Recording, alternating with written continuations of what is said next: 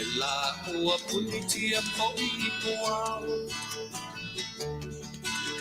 E sau malua whaasusu I lawa la au. Sa sala le punga la au matala uau. E tio fo I Samoa whai o na tai au. E amatanga o le aso whaapopo o le olanga. E tae au nai matani uwhea ngai ma le ata.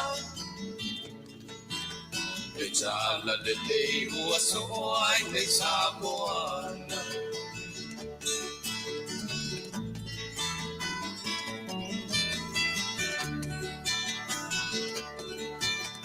Se ti tau whao le sua malie o le mine ula.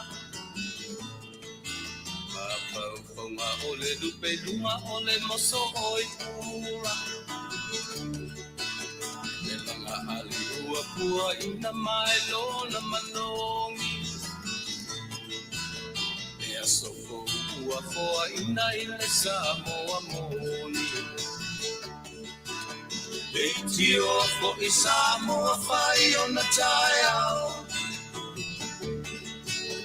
Le amatanga o le aso whaapopo o le olanga. Le tae au nai matani uwhea ngai ma le ata. Le tala le lei ua so o ai nei Samoana.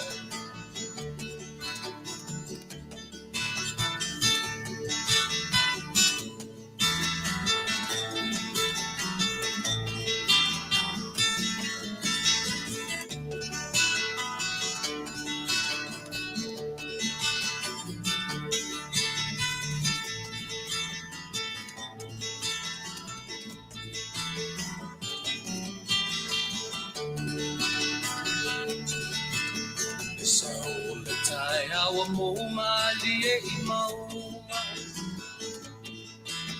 E asofo na valo ia I mapaupauna. E vi inga ua whaako ia tuile matai. Tangata soifua ua oli oli mapaapetai. Le tio o I Samoa whai o na tai au.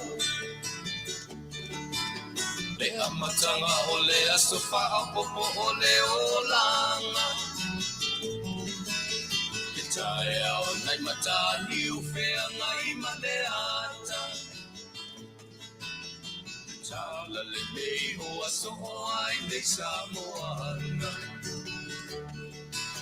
Le tio o I Samoa whai o na tai au. Le amatanga o le aso whaapopo o le olanga. Ya, ia tatu ngo le fuwa tatu o lia mai manuia le nei tuaso o le aso luas fumatasi o le urua I masina o le neto sanga masina o January ia au lo fapeona fa nga solo pe tiute ma faiva ia me au masani o le aso ma le aso faftai le tua o te mailo tu se fua a o so ne yola ia ma I ma o ne tono nei potu fa sala lau ia ma tu te mo I fa filo ia tu fa tar fa tu sa mo I lo fita fa fonga ia po fe lava le vaenga ia ma se I tu langi o le nei kelope ma le nei lalolangi o lo mafai ona langona tuai na ngona mai ai sa matu tau manuo o sa matu tau au ia wa lava tam fai longo pui eli ia lau tau fita fa fonga Samoa I so se tafa o le nei lalolangi manatu I le alofa fa soa o lo tatu atua awa ana le o le na ia ele mfai ona fa awa wina ia le tatu maftanga fai pea ia le fuwa mafuai on o to e sau fa iatu vai le nei aso a o yai ma le suruia ia le nei se tele o California ia mai se fo I le nei ia tunu tele I ave malolosi o le la ia mana ia au mai le mafanafana I le fonga ele ia tainane fo I le mafanafana I tino yo so se tasi o latou ta'u tangata soifuaina ia ma tangata ola o lenei lalolagi ia ona o faiga matalasi lo tatou atua i lana fuafuaga paia ma lana fuafuaga mamalu ioe o le taimi ua o'o mai le taimi pogisa ai o lona uiga o le taimi ua tatau ona mapu ifo i malologa ia ma galuega sa feagai i le malamalama taimi fo'i ua ala fa'i mai o le taimi ua lava le malologa ia e fa'agasolo fe'au masani e pei la ona iai o lenei tula Samoa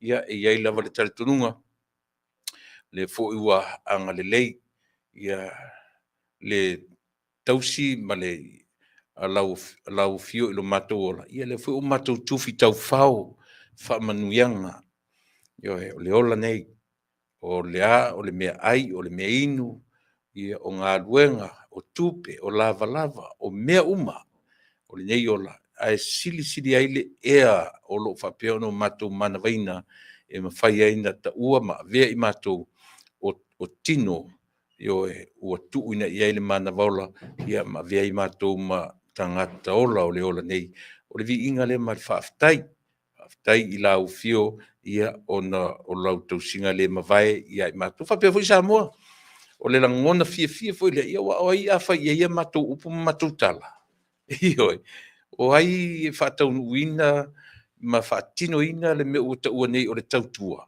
pe ana leai outou ia pe ana leai loutou mafutaina ia ma taumafai e fa'aogā la matou galuega ma le tautua faifai pea i aso taʻitasi o le vaiaso le ua pogisā lenei tulagi ua aga'i mai matou i folauga ia ma taimi o malologa o le pō manatu fo'i ia o le ua i luga o le ala le tele o le ʻaugalulue i le malamalama ua mavae atu ia o le ua fo'i atu i aiga i maota malaoa i latou sa feagai ma galuega o le malama ua tuanaʻi ia i fo'i tatoluga le fo'i ua aga'i atu i latou sa malōlō i le ao ia le ua fo'i atu ioe e galulue le pogisā ioe mo ia ai le fa'apea atu o nisi e faigaluega ofisa o nisi e faigaluega i le field nisi e faigaluega i totonu o warehouses me mea uma na fa'apena po le atu i gagaluega a o lo tatou valaauina o le taimi e usu leisi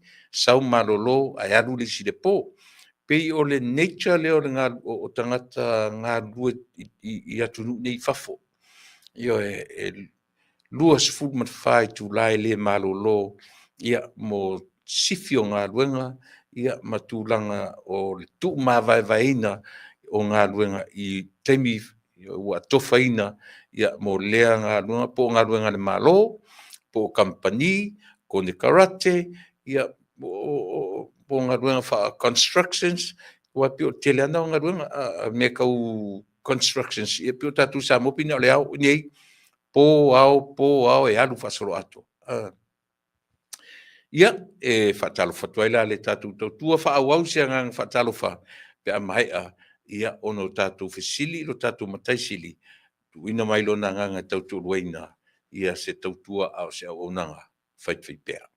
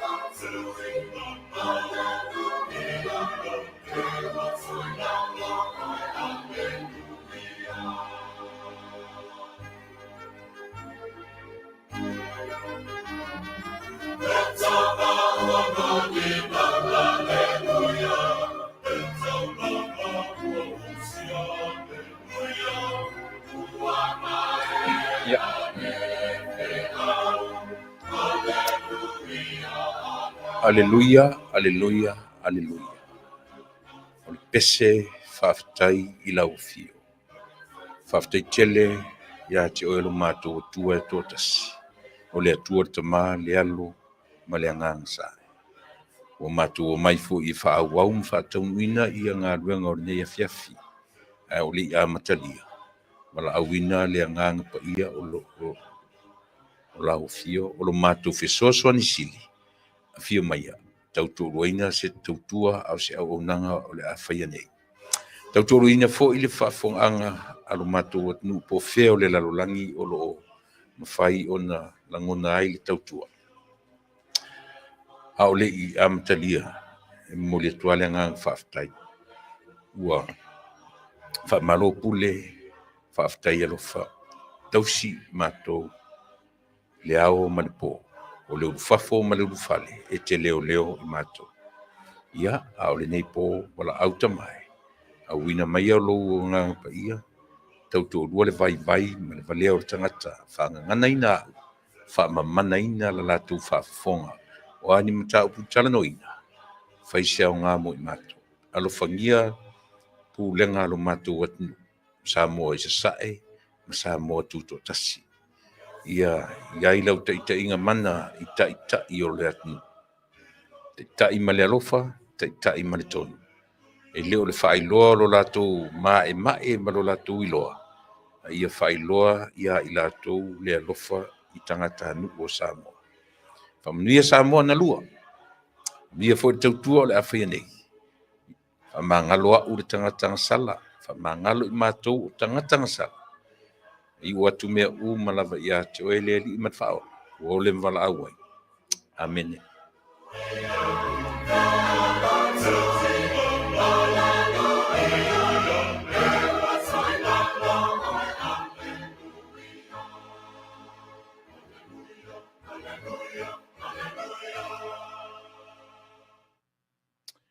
Ia o te ale tātou ua le atua lo na lava vi inga.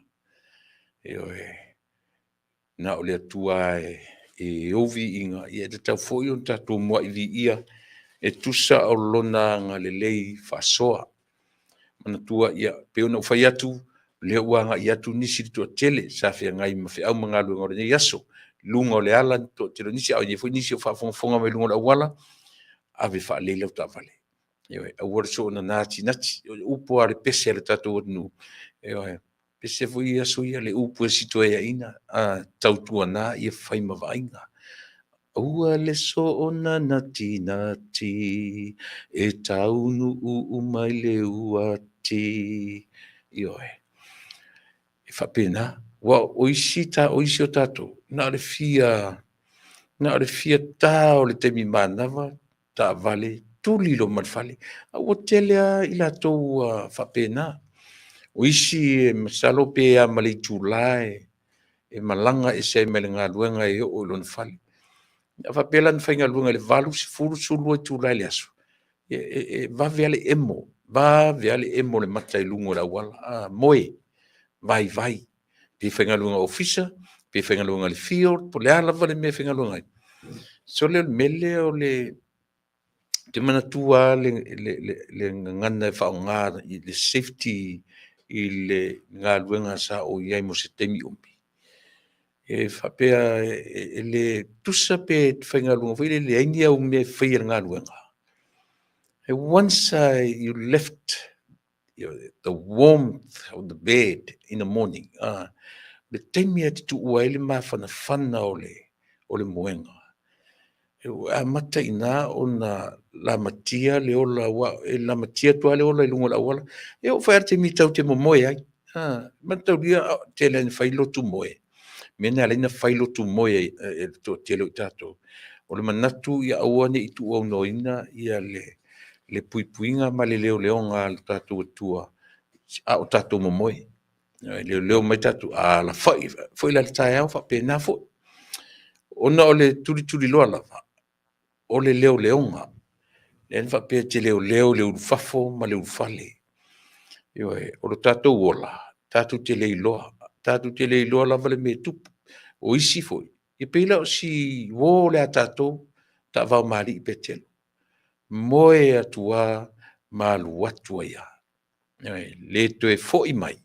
ilana moe. Moe file mu, fafangu atu walu. O tele alina o tatou. Mea foi le masina utana tu me foi le te mafatua.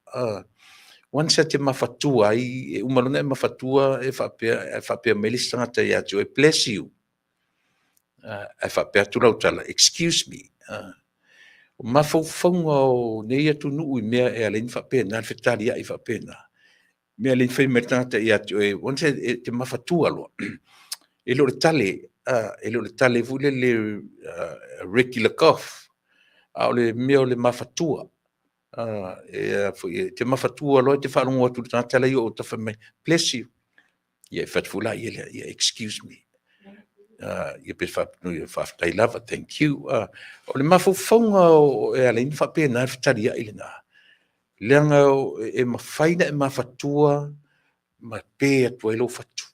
Io e mawhaina e mafatua ma ta ofi ai.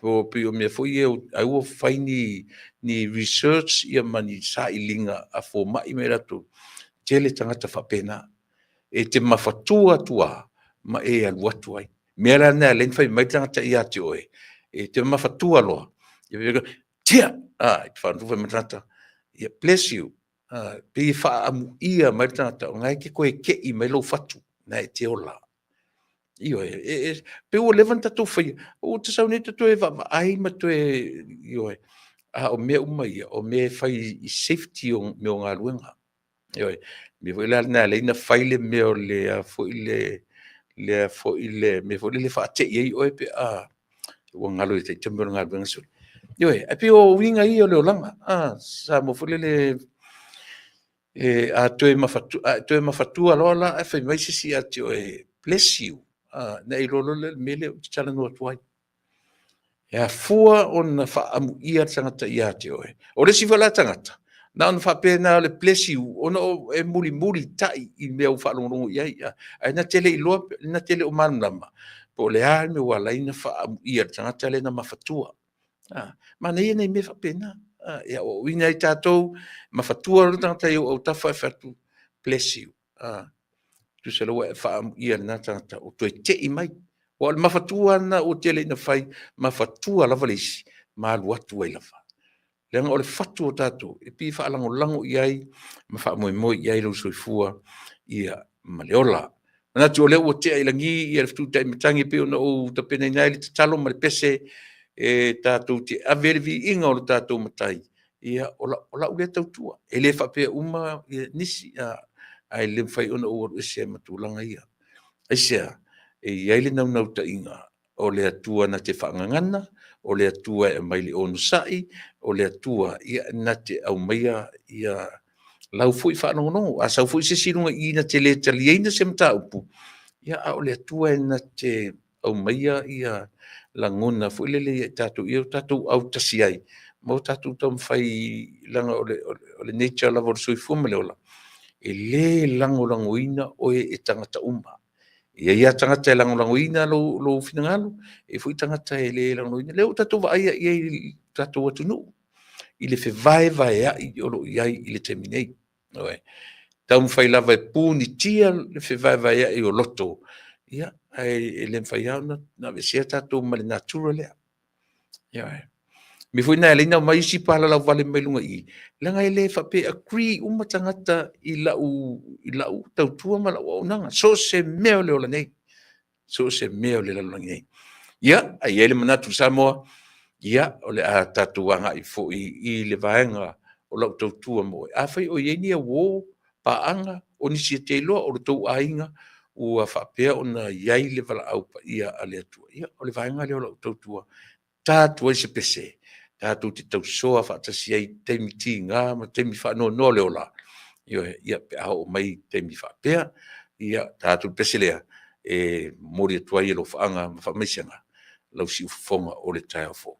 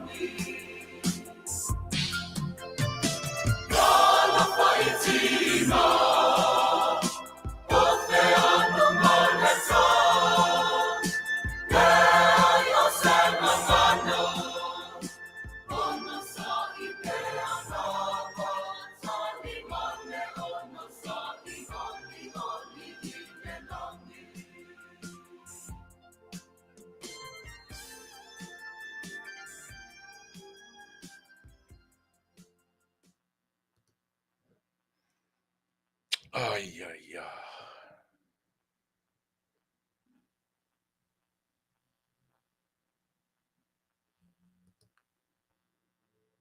Ia.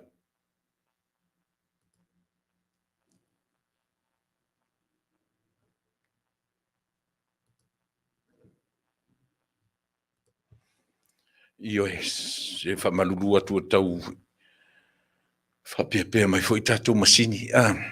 Ia, manatu sa mo na ua te ailangi. Ia, ele ngata o le tātou pese amata, ia ma le tātou talo amata. Ia, le fo ua pese le na mai le au fai pese le kalesi te le lopo e whakasa i apori mauta. Na ua fai ma pese mori mori atu ai ia tātou si tali atu ale tātou si on sai mai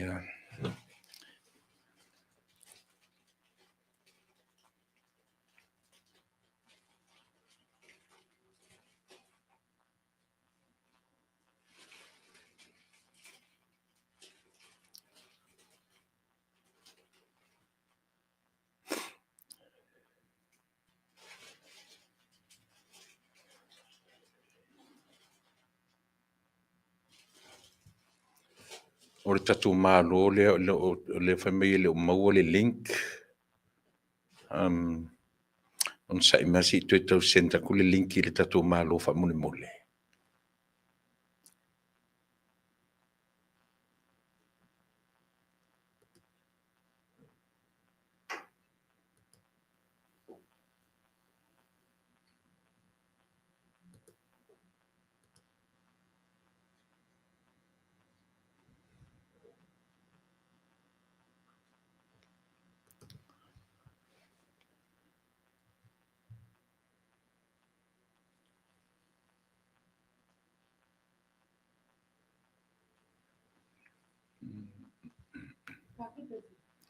ya le am good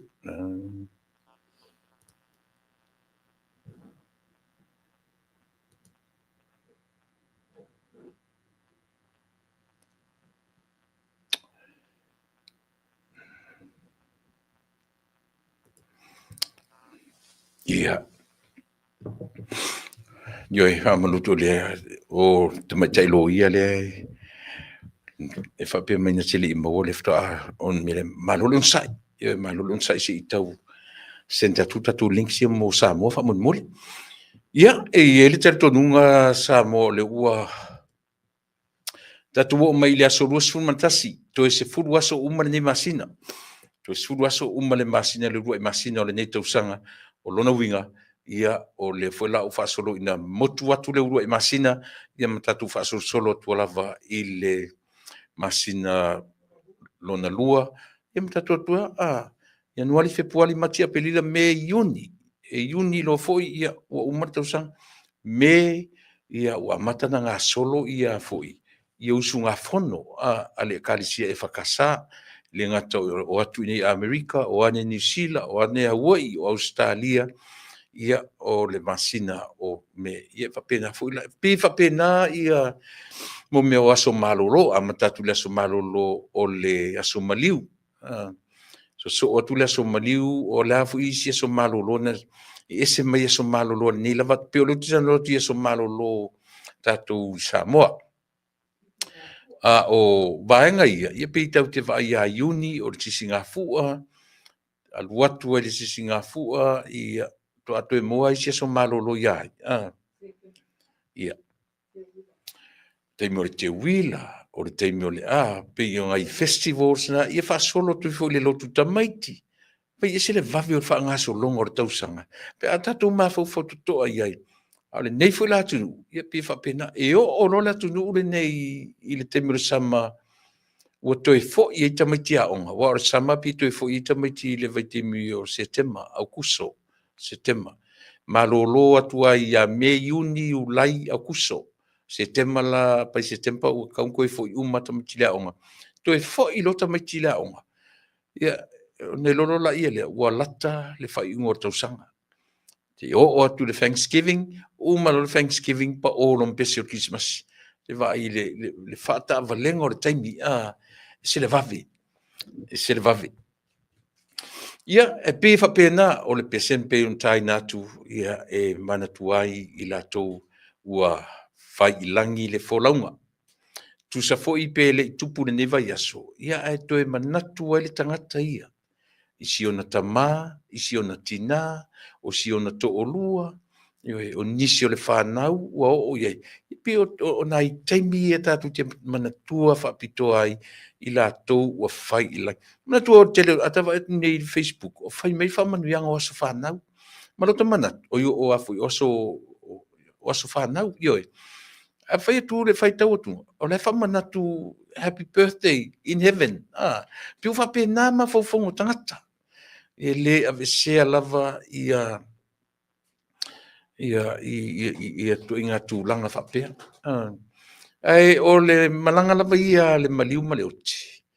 Ia o aso ia. Pe au tatou la iti lava. Pe tasi le mea whainga tāna ve ese me tatou. Pe se mea fuilele a tau le tangata ua maliu se ainga. Le mena pe a umi tau sanga lo whanua noa se tangata. Pe u tau le sa o le vai. Ile vai tau le nei. O aso ia.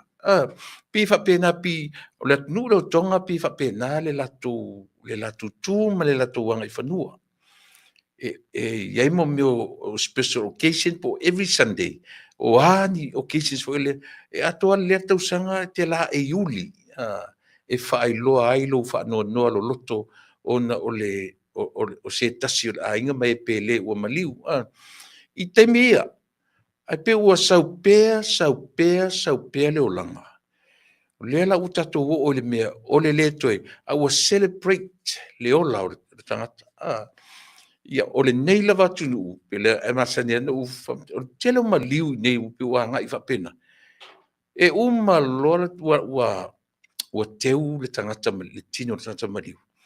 Ia tatu wa ailo la ia lea. Sole. E matua I tātā le teacher isi vahanga. Tua whai ia pe o le o isia o le si maliu sia wo sia ma wo na ma maliu sia na fatua. Na whai lai le fale fole le te tapi se hotel le fale. Open bar. Oi. So e whai fui e se fui wa ai tangata isi tangata ia. A o le meo le malama lava ia ua o mai matatu talia lau tele.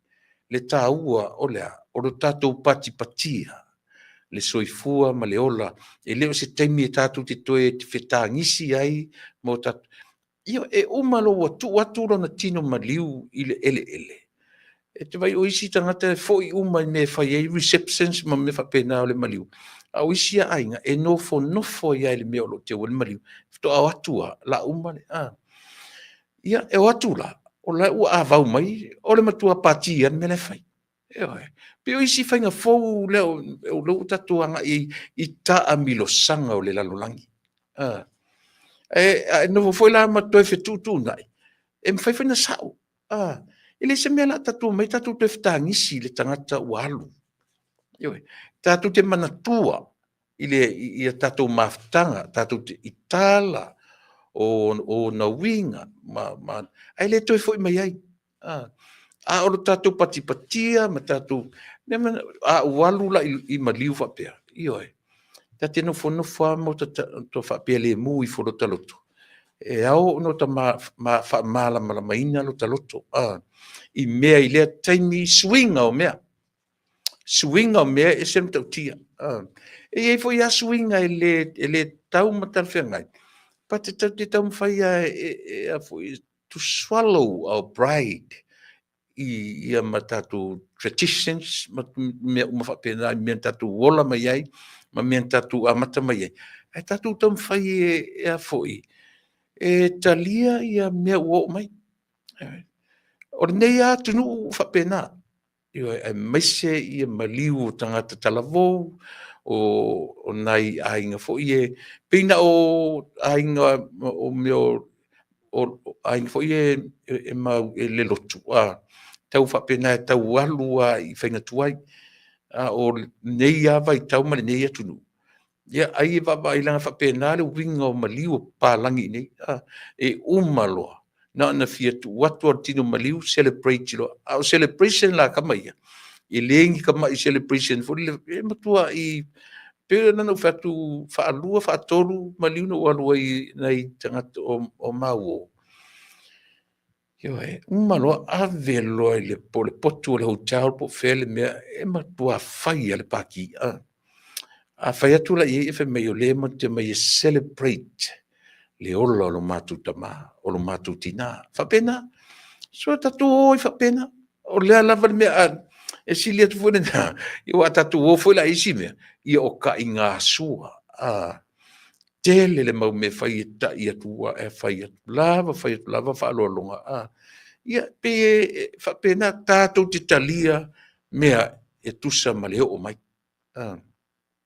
e wani tatu o ma tam fai church le mea tatu fa masino I le tatu fa pe o le mea o tatu talia ia e tusa foi o le sina ainga ma me ua manatu ia I le ainga I le whaatino ina o toe sauninga ia ma peila o si o tatu wole o ta vau mali lea ua vai atu o lona toe sauniga faaleaiga po laga family service e fai ina i le mortuary ina i Cyprus o lona uiga o le falemaliu ioe a matele lima na se taimi ona vatafuli o tuatu simo outou o fale la ia e leni fale matua i longa tele ona tele o lona uiga a le vave iai ia e le maua se nofoaga a mo i latou uma foʻi le o le lima i le afiafi a matai ia le family service o seli i o petelo tavau mali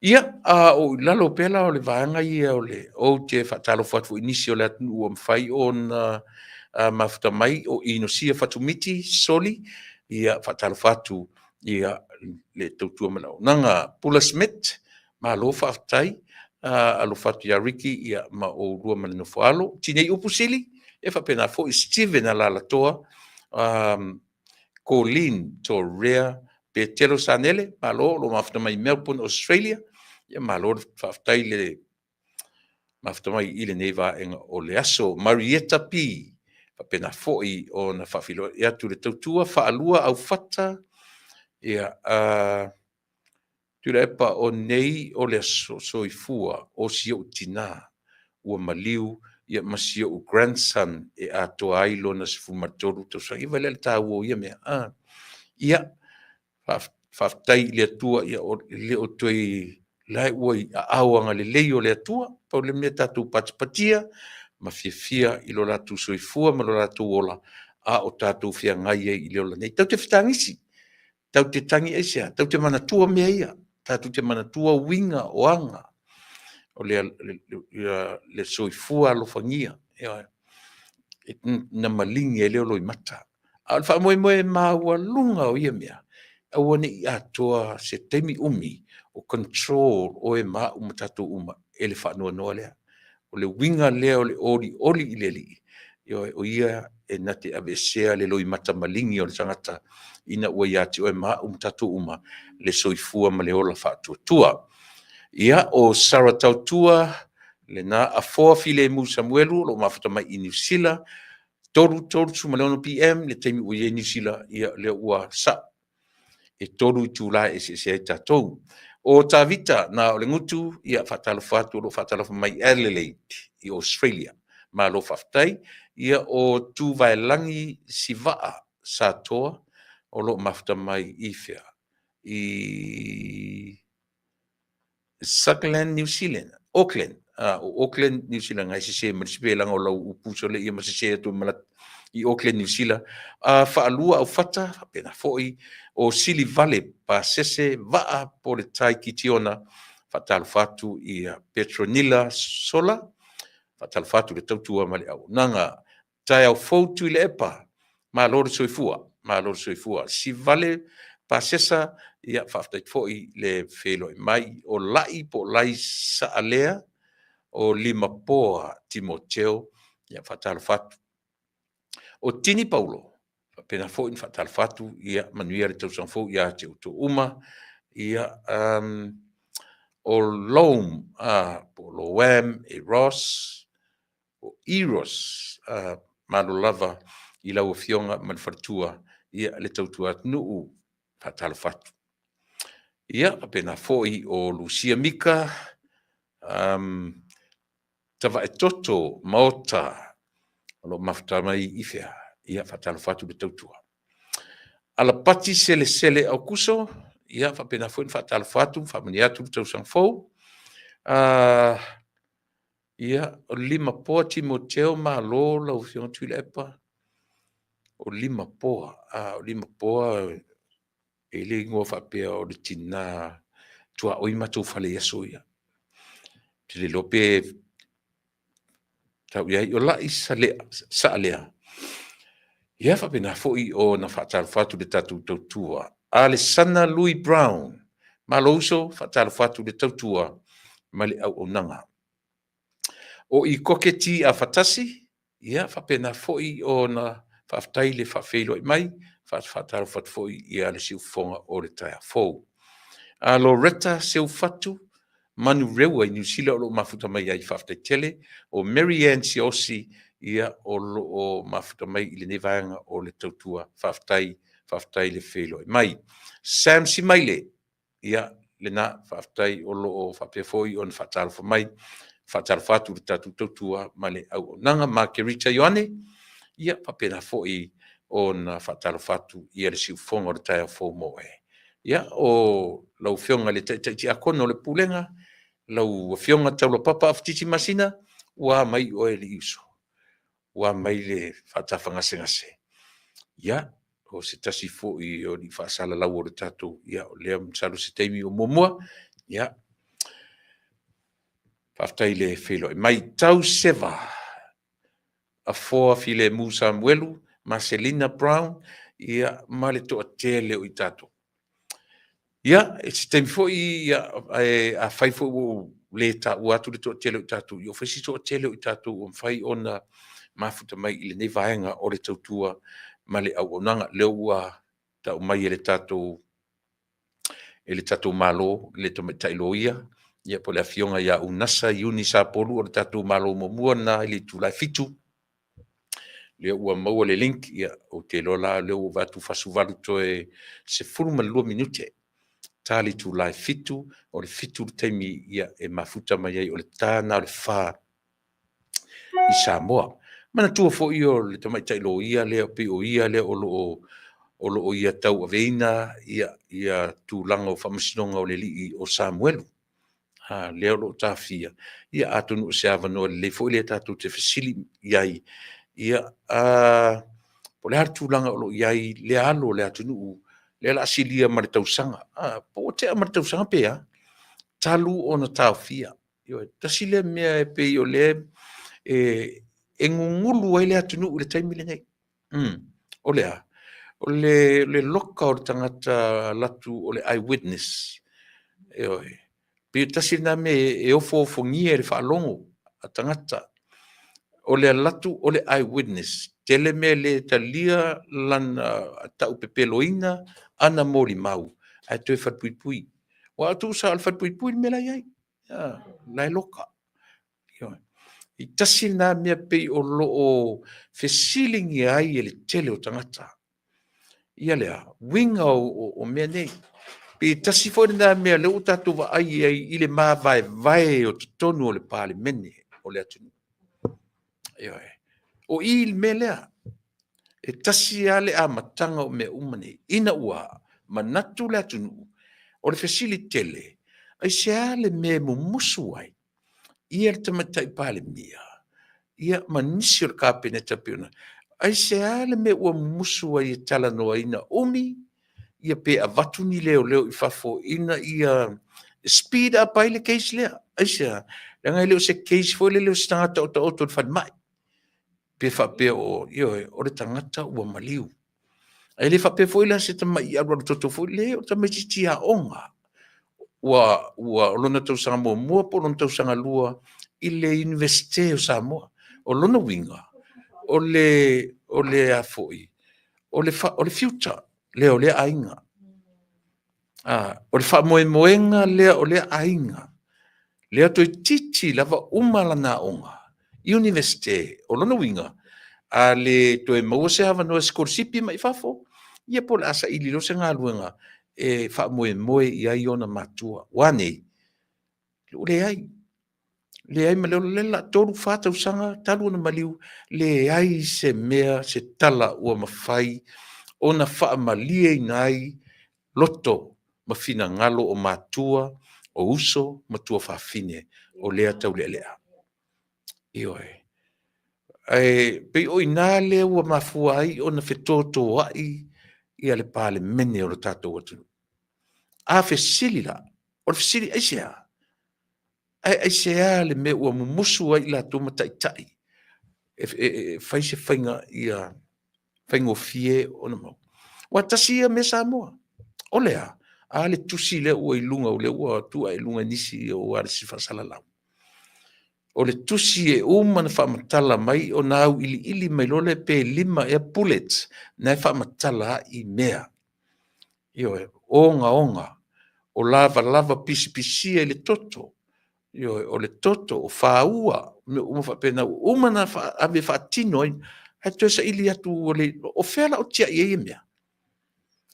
e le faigofie a le fesili o tutuli loa sa me ua tuaina tali e le ofisa o le ombudsman office ia po le ofisa o sulfaʻiga le la atua le tausaga po osilia ma le tausaga talu na ave le tusi faatasi ma le tusi na ave i le tamaitaʻi palemia le ana me ua faapea ia mea le ana me ua tuai ai na maua ni tali o ia mea pe o le fesili le Samoa au te talitonu foi o i tonua o i tatou te loa ai Samoa le fuli ai o le palota i le tausaga fou o i le tasi le faitotoa ai sea ua taligā le atunuu ua taligā le atunuu a le ua vatu pine faamau o le taligā o le atunuu le pine faamau lea ua faaletonu le kapeneta ma le palemene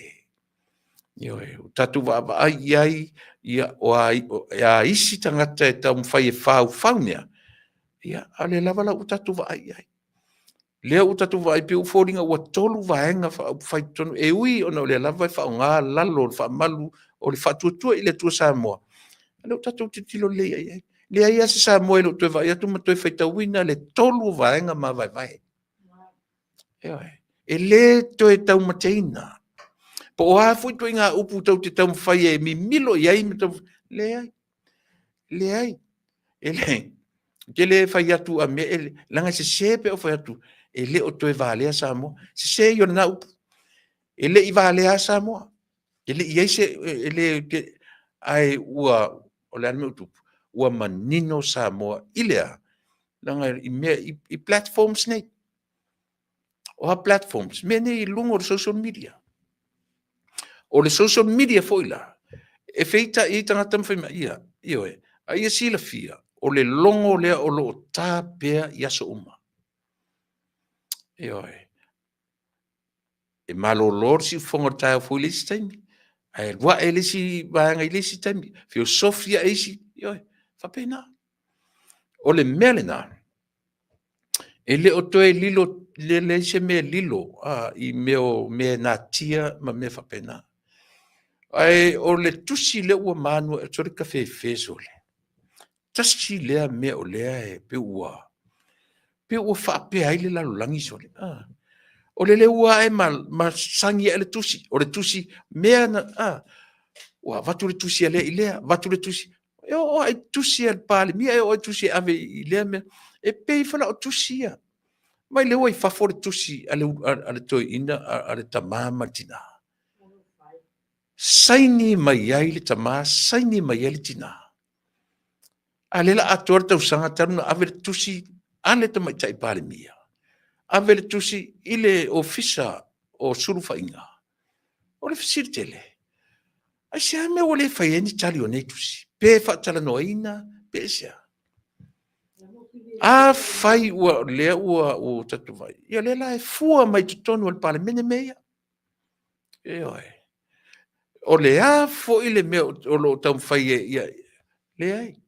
sa mo le ai oi o lo o tau ma fai lava e langa mea ia aisea ia o whanongo longo la na nafi ina ua uma le fono na nafi ai wa ia e o ai au tamai ta ia interview le komisino leo o le interview le na tasi lea mea pe ai ina ua ona o le tatou ua por kalame tele ina o ina le mea o le malama i le natura o mea ioe mea lea nei no ule so na tali pe isa maitai tustala ia na so na lafo la tu fesili ele ngata la o fesili umatua but le facial expression o tata o le tustala na ia ave ai fesili ia la uli ma ale ile press conference fo le ale teva ai ai le ita he spoke out of anger I saw it langa fo wa tu tono e le camera i te mai te tu stala lea no fo mo fa pea e o fo la ia na fesili na interview e lole ia komisina o lelo. E mo ile tala, whaalonga le tone ma le whainga o fisili. Very unprofessional. It's very unprofessional. E le loa na le meo lea. O le ita ma le whaitu au.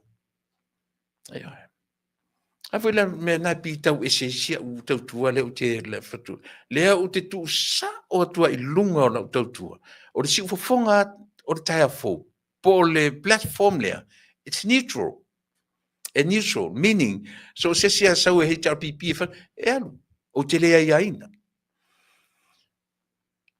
Oa ia, me, myself, and I, and my program. Lea i o te lea na tia me lo fai atu. E li lifa o te lango ina ia le tautua, a le whatutua i le atua sam. E o lo foila ina ua vailua ina. E pipi i ala u, e le pipi i ala u tautua le teminei, i le tamatai pale mia, malana ka peneta. Ai pipi i a u i le majority le mea o lo i le fast. Eoi. Be ese le manino, o leo te tau tino atu le mea e anga i ai, o le si u fofonga i o le tai a fou, po to tonu o le potu le nei. So se tangata e sau po fea o te lea iai. Le winga langa me ka o le neutral. E neutral le tautua ala si ufonga o le tai a fou. A tui le epa whaktai sua, ma lana au nanga i lana por kalame e fasal vale, ele neutral. Ele neutral. Vai, is that fair enough? Is that fair enough to you? Nga. O ke le pepe loa la o kou a me whape o ke sau whatu a me o neutral. O a ua tu o ngā tutonu o te le e sai lo ulangona o na o whai atu whapena i a te uto. O te whai atu saoa o a ua ia malau tautua, malau nanga, malau porkalame. Ia ora na. O te le e se, ma mea na o na malau tautua mai ai maile a matanga ina ua tūlai mai. Ia ora na. Le ngatala o le tusi na ave ia fia mema le tusi na ave i le sulfa inga, official sulfa inga. Ua matua le loa lava po le atu langa o iai. Ua matua le loa lava o lo ula manatu. Po le arta tu mai tau te loto, tau te leo te tele tu tonu o le pale mene o le atu nuu. Ai a le wha ma fola ina mua mea ia. Ta puni pale mene o le tatu nuu. E o tele fetu le tala. Ioe. Ta puni le pale mene o le tatu nuu, e su e mua le mea lea. Leanga isia, e tau te fiua e tala noa mea ia. Tau te fiua e tala noa mea o le ati na e o Samoa. E peia o ato maa mea ia tau ai mea ia. Io e. Aisia. Lena. Nā fai kau ke kakalo ai so uma. E a matata tu fono le tatalo. E haru alu fo iale e fai ale tau roto le e a matata o le tatalo ili atua. E tau ale ngole atua e teimi uma. O se maa loe tūla i mai ile whai ngā pālota ile tausanga fōu. O se whai ngā maa loe o mai loa lote le melea. Ia su e mua le mele ia maua. O na maa i loe leo la venga. Leanga o lea, o le suspect le iai, o tangata o le pale mene, ia ele sesi, e tau uma ia le pale mene. Leanga isia, the very first suspect, he was a member of parliament. O lana winga, a whaila, e tua ia umala. E te taula i le pale mene, na whai se whainga. Langa ele se mea fuile o le oti le mea, o le maliu o le tangata. Ewa. Ana whape se hit and run, e leo ta ua le MP. E le mwhaila no whatu, ewa. Ai leanga o suspects mua lava. O le MP. Member of Parliament. Ewa. E le mwhaila na tatu whatalinga tuli mea ia. E le mawhai na tatu whatalinga. Ana whape o le first suspect, it's a regular person like me, like you. Whatever na maua, whatever na loka. Ia ana whape fula se tangata pe o au, pe o. E lona winga, ele whaitua la utala na o le pale mene tu nisi mea e whai mua mea. Ai ala lana u fetu fapea. Leanga o le member o le parlemene. Ewe. Ai le mwhain tatu o tatu tala noa whafolinga mai tonu o e meia. Ai lo sao. E le o sao in the eyes of our Lord. Tau te fiu ala e tala noa ina mta upo le ati na e o le atunu. Ai le whasao le melea. Ewe. Kau ki kau whekuli a epi o le kau ako maa i a kako. Mele le lei o na whai fuafua ma tutoa i eile wa ai. Leanga i le au ngā ono tatou o te lea i aina le melea. Peana whapea se tangata, fulele pe se tangata lau tele ngau le atunu. Ai leanga o le sau, o le suspect, o le member, o le parlemene. Au le ai, e wheo i soloa. O fua ia.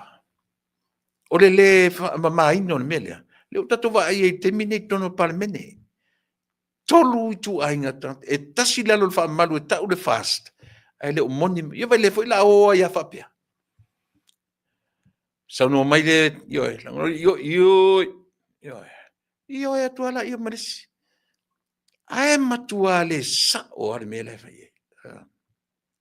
O ana nei. No uwa ai e suinga o tangata mai moina le fono. Ana nei.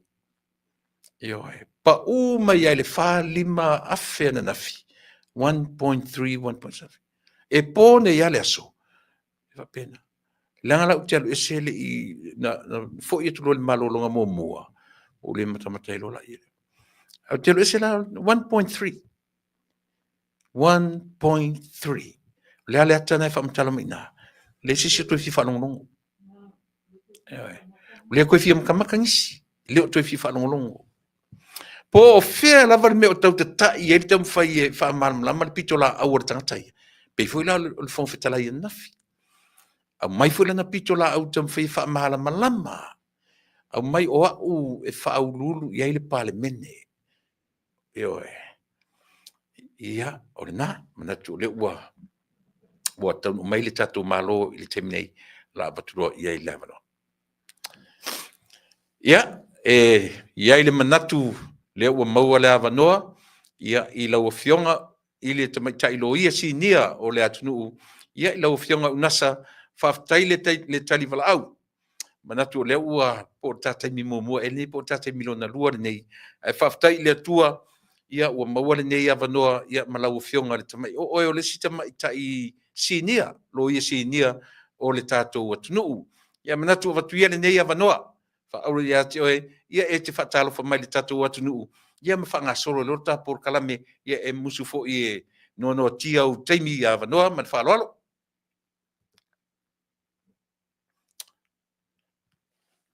Whamon mo leo nasa se i nai pe, o nai si, e leo lango natu e nai unmute mai lau, oe whamon mo, oe ngai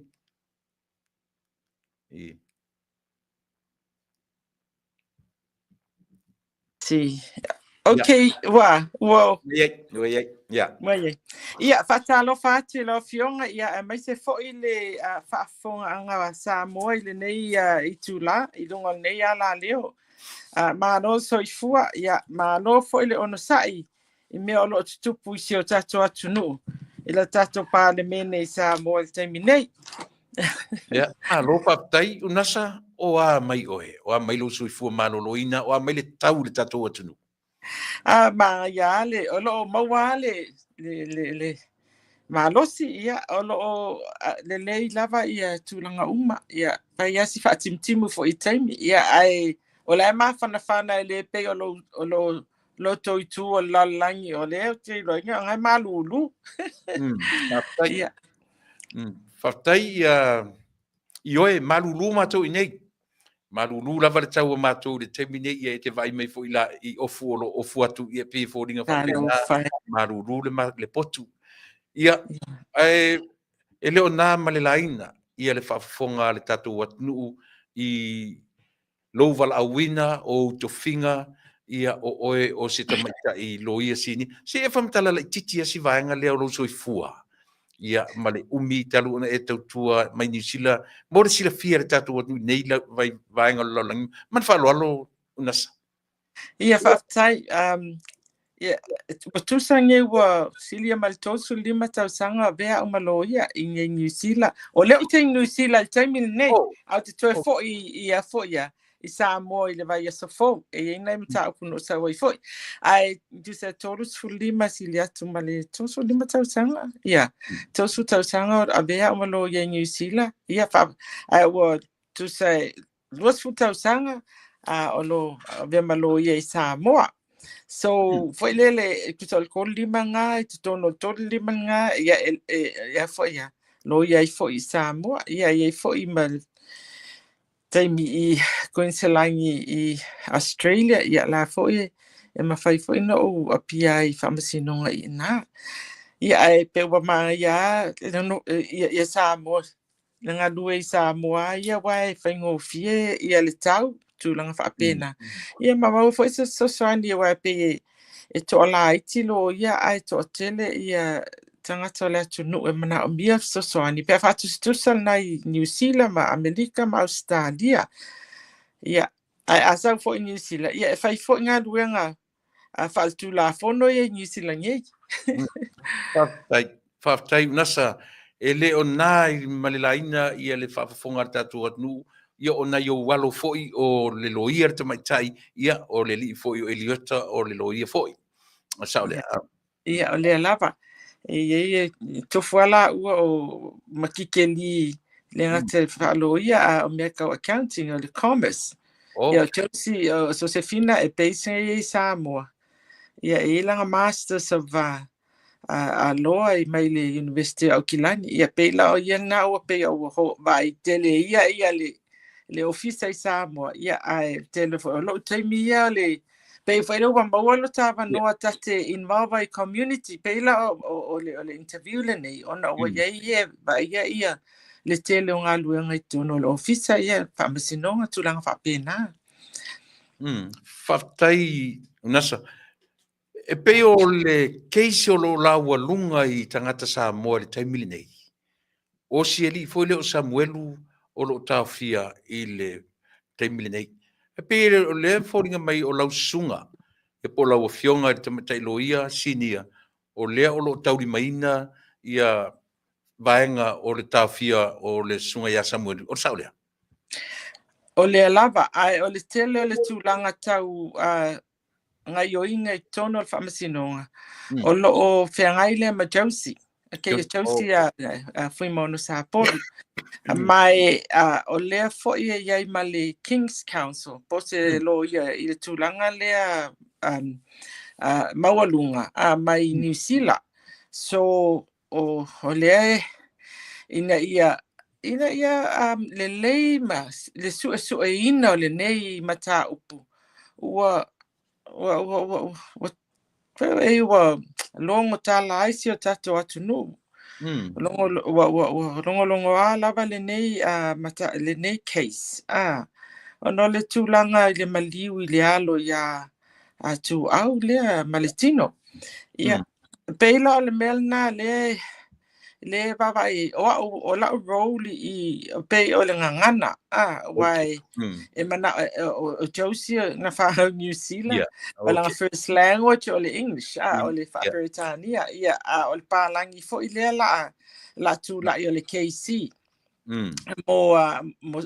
mo le alo ia Samuelu Sam tamo Sam so o lo iai o lo awai o le fif sosoani ma le fisosoani le ile ngangana tu langa ngangana langa e mana o mia lava Sam ma si ona to alu si vai ia le ngangana Samoa ia mala malama uma ia ila ua ile tu langa le case mal fa anga so longa le case pe ona iai o te loa o le te a matanta po kalame o le fo e tala noa nga I Samoa I se tūlanga fo I lea e toe au mai ai le mata upu e toe fai I se si talo sanga e tala mai ai tua ia Sam ona ua iai nisi suiga ua matou vaavaa iai i lona iai totonu o la'u lē fa'alau teleina le ia tulaga na o mata'upuna leo le momoli totonu o fa'amasinoga maualuga mo se tausaga fou ia se tala'itua Sam. Malo fa'afetai unasa o lo tuli loaina e le atunuu au tusitusiga i luga o le social media o lea e pupu ua ana i autala ae foliga mai o lena i le vaega i le vaitaimi tonu na taofia ai ma fai ai moliaga o le alii o lauli a le malietoa ae le faapea sisi o le taimi fo'i lenā pie foliga ua aga'i ai leoleo i le potu o le alii e mafeina e paʻilaitiiti ai le vaega le fa'amolemole mo au saunoaga ia fa'amolemole o le tulaga lenā iai ia na ia o small comments nga avatu no te talo i le atua soasoani mai le me po le an me afai langa ua maua mai ia matou fa'amatalaga i le tulaga laua iai ia sia matou client o ni tulaga fo'i lea tau omiomia i tau omia i totonu ia ona iai lea le manatu fa'apea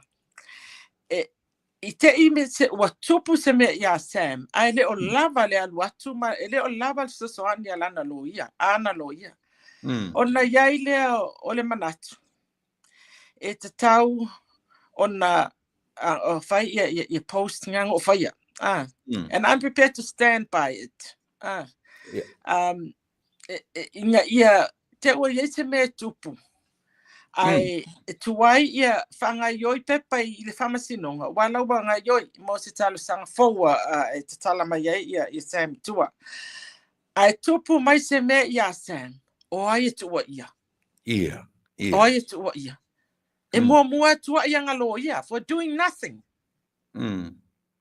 you know and that's why I made the comments ai o te loa ele al fengata ia al fengata na mafau o tau fai fa'apalegi fo'i lele ia le tiu te taulo ia le avatu i totonu o le fa'amasinoga which we are working on ma se tau mawhaiga fa'apea o comments nga fai nga ia i loa mai ai e lesi tu loa mai ai le lai tu o le ua matou i loa atu e pui ai le o lo nofo i lalo le va'ava'aiga il falpui i le tilo atu lea ma le va'ava'ai atu ma le fofoga atu lea o tangata Samoa it's a way of protection is it not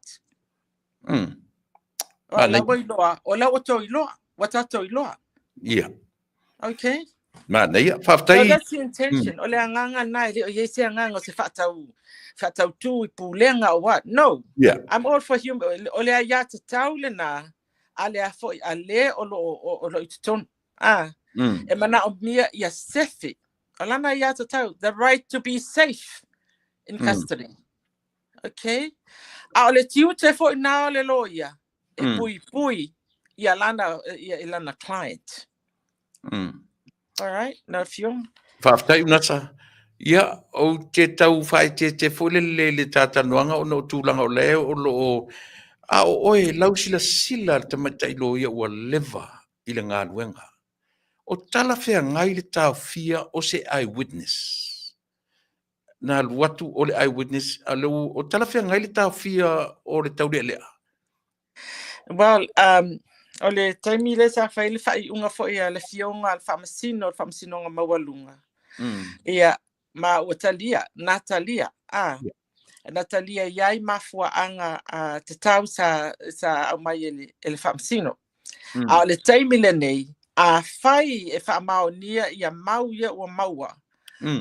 E fo ia i le mea o lo fai ia sa mi te tono o mea o lo iai. Ia wa Yesu inga e te tau fo ina toi avatu i luma o le fionga al famasino. Wa Yesu inga mai te tau toi ilo le nofa i peo sa mi te tono o whapipui. Sorry, man. Manei whaftai. Mo le lausi la fia le atunu. Leanga pe o le vaanga le o la walunga ia sa mo le taiminei. O le ete i o ina wha mole unasa le apia mai lunga the very first suspect is an MP. ia ele pa pe o se fa masino la lava ai tama i pale mia Ia whawhitai. tama te pale mia ia le tama te loia fa mole O lea ia te tau o se tangata ua tu ua ia ia i ni molianga. O ai ia te tau, o ai ia te tau lai tu tono le whaamai. E le se ai ia te tau o whaia e a foi e uni po po se se tau le po se se la vale o ia na o lo ia te tono le whaavai le tu la fono pitosili na maualunga Samoa o le ia o ia e mama lava a tua ia le tangata i ni tua inga e le lai tu vai o leo ele fa apio la asa o la tua inga o le mena ya la ina batu i lumo fa msinonga e fa ia le fa i unga tonu ia o le a fa ape o le oba fa ia tu la o ia le tu langa le fionga pa le mia ina ua fai le fa tala noanga na matua mata lava la tala noa ile atu nu ile tatala mai ma tu ya tu wa inga fa sanga foi ia la uli la tona ia wow ili wasa ole leile fa le ngana Samoa wa ye fa ya isi tai me sa no ai la fionga ai ai ngai upu peritania on ai au matua ai le sa fa Samoa le ai arms le ai ma ili ma yo mai le sa o foia o molianga na ia le o manatu o katalo fai mai le whaavai tu la fono le vai ngai iwa o le whaavai o Samoa fai mai fai atua ia se tasi e mamaha lava ia mangana ua whaamaonia e le tu la fono i mau mau alulunga tauna batu le sila la ia sila la ia i le tu langa fo ilea wa ili mai masawa ya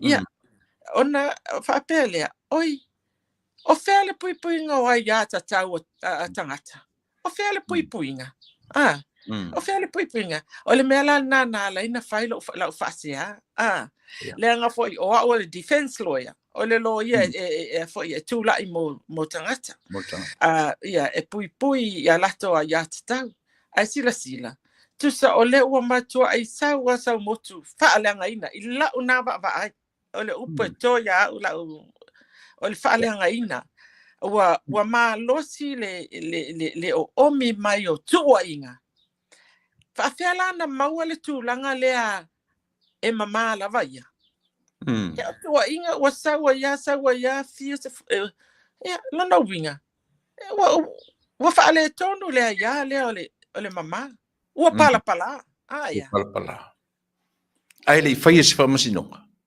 ai lele io al famsinonga le o fai io pe o mena sa tau na amata e si au wala amata ia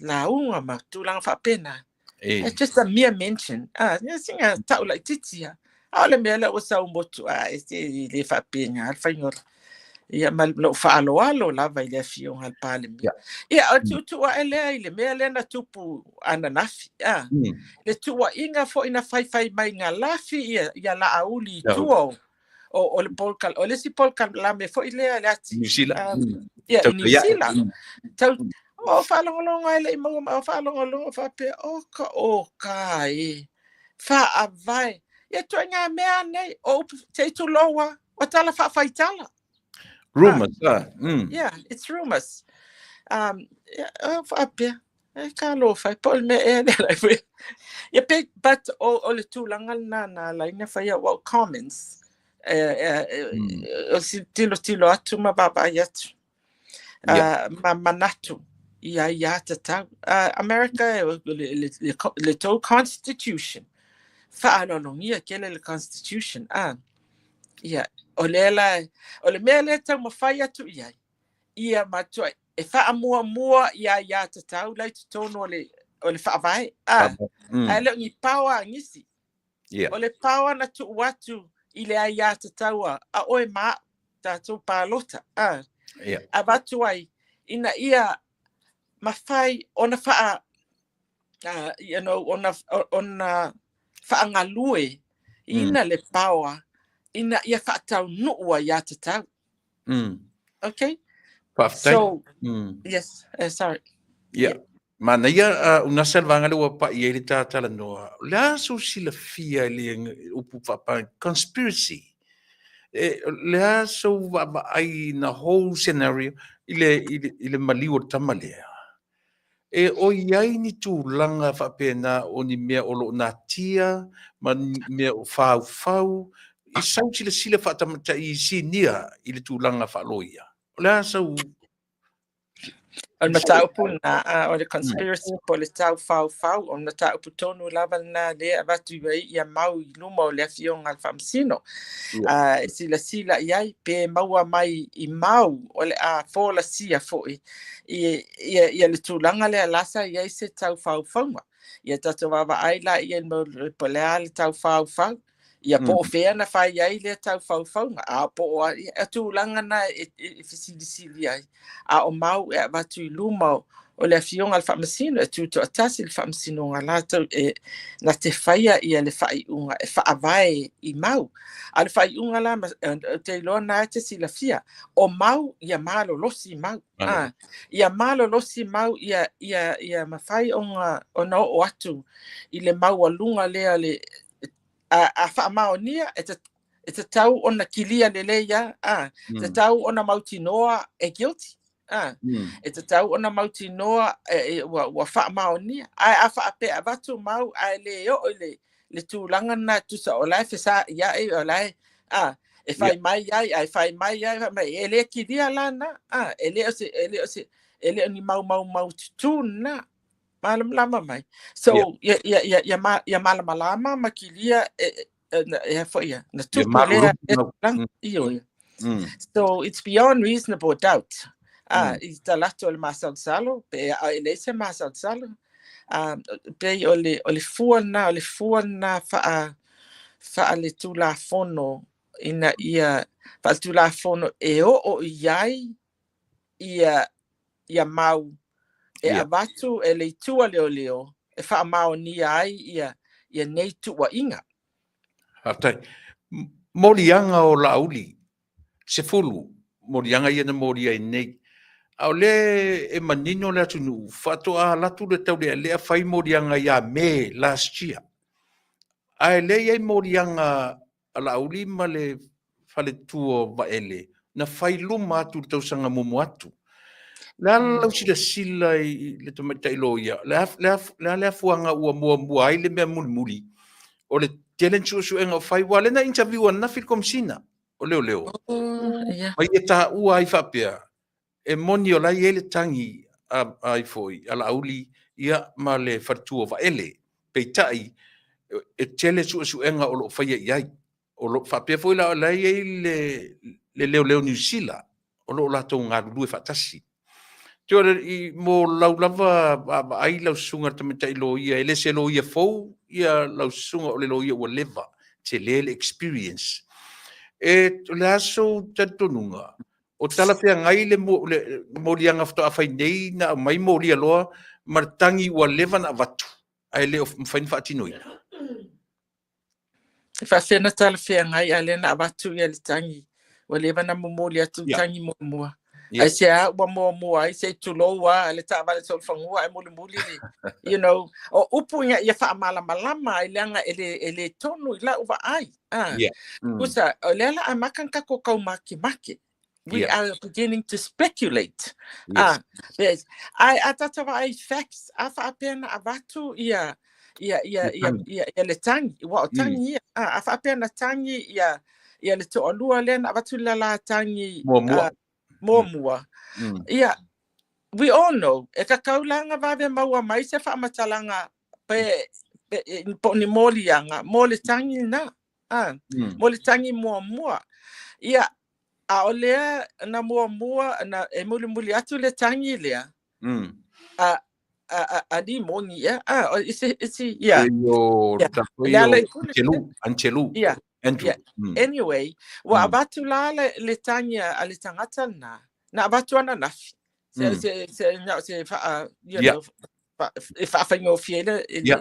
mal malama abatu ana nafi ia le tangi le a le wanga yo le wa yai ia mo le nga iluma fa amsinonga and abatu ile tausanga le wa leva ia isi ia tangi le si tu a le fa tali po a fe e fa ia ni mo lianga ai pa wa ma fo se tali ie na fa ia la tangi po le ale tu langa pena fautu atu iai po le fea wo iai ia le tangi ia le la tangi e pe o mena a le tate baba ai tu foi ia o le o nga molia i le case a Sam na fai molia nga tusa o te sema November o le tausanga lua tolu tusa it's about a year ago tausanga muli ane ai molia ia lauli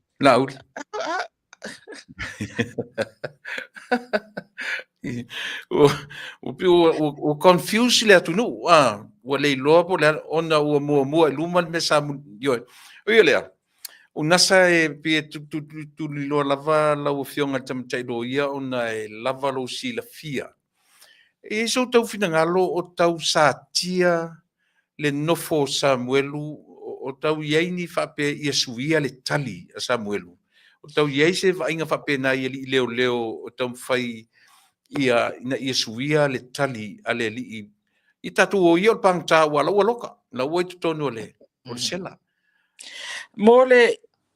Mole tulanga le iai e Sami le taimil nei o te iloa e to tele o lo fia malama i po sefe ia Sam ia ole e iai le asia singa o tan malala ole mama o ia o tanu malala mai mele ia le ofisa tu sa ato isi taimi ia pe kasi lua i kula o alu ta avali e fo i malta avali o sui le pa wale awala o mato ile nga faya awala ele ia mo 4-wheel drive sa leo malato but you know afanka ia ele aise sa walunga i tanu malala ele su ia le pa o ka avali pe afo i mai that's how bad it is ia ila le tau mafanga ina ia amai i saini pepa i amai la to ia la lato ta avale le pe o tam fanga na ai o le ele fo ile asiasi i tan malala e lo ai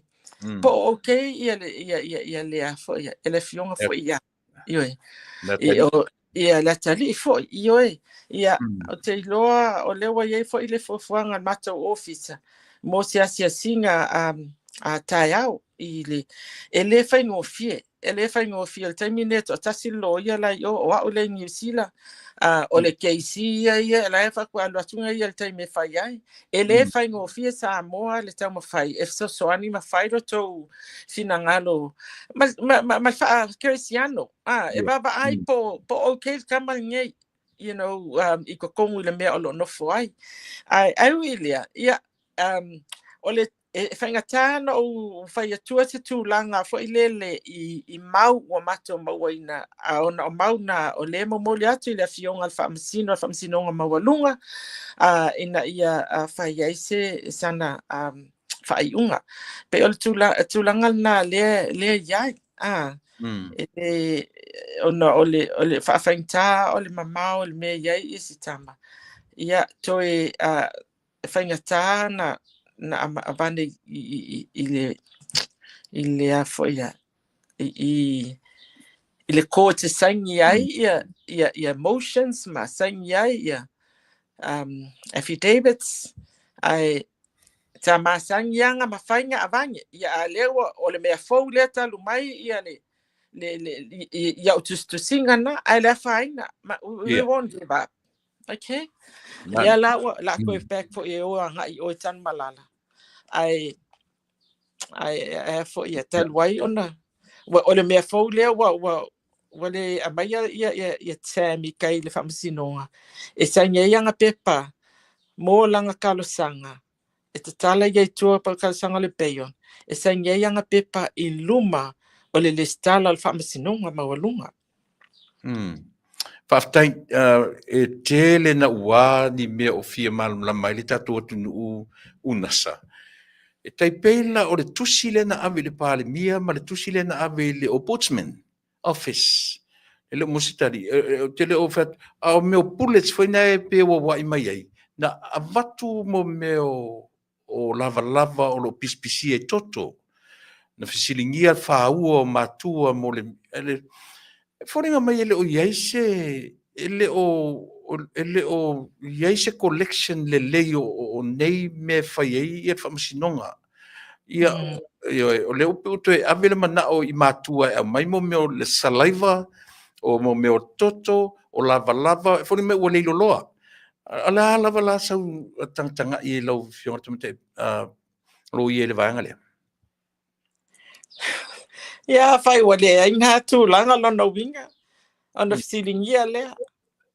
E malosi la ni mau e o le tūlanga lea le beyond reasonable doubt e whamao ngia mo lianga leo. Te whapeo wa mai mau, ia mau. Outdated.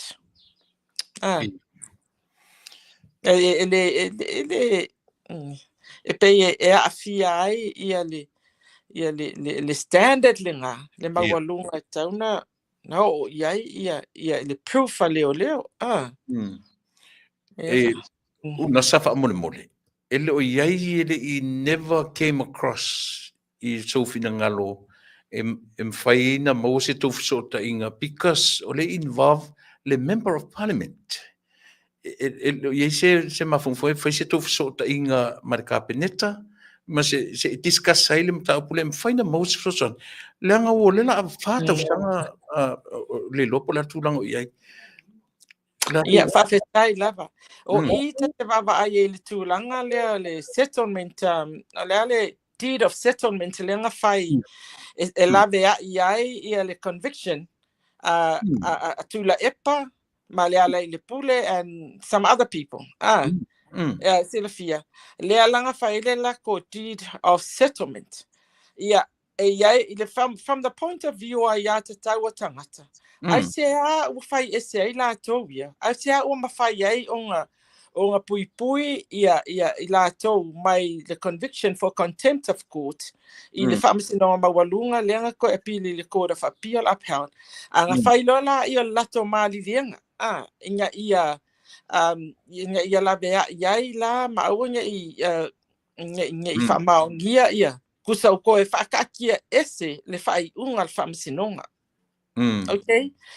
Wa na fai al fai unga whamisinonga whawai lungo mau na batu. I ole fesili la ai se a wale whai ai I le tūlanga le nei. Ai se a wale whai ai mo la auli la tau ia. Ai se a wale whai ai mo isi e charge. Ai se a. I lona winga e sengi ngi deed of settlement mole au faipinge ai whawhewhea leisi vaena.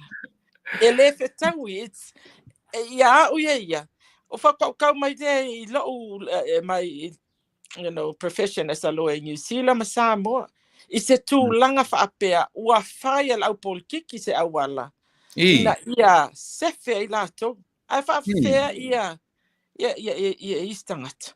Whawhewhea le tangata le se polkiki. Politician. If it's a will not too long, it's discrimination. It's discrimination. Whailonga tangata. It's against the law. It's illegal. Moni.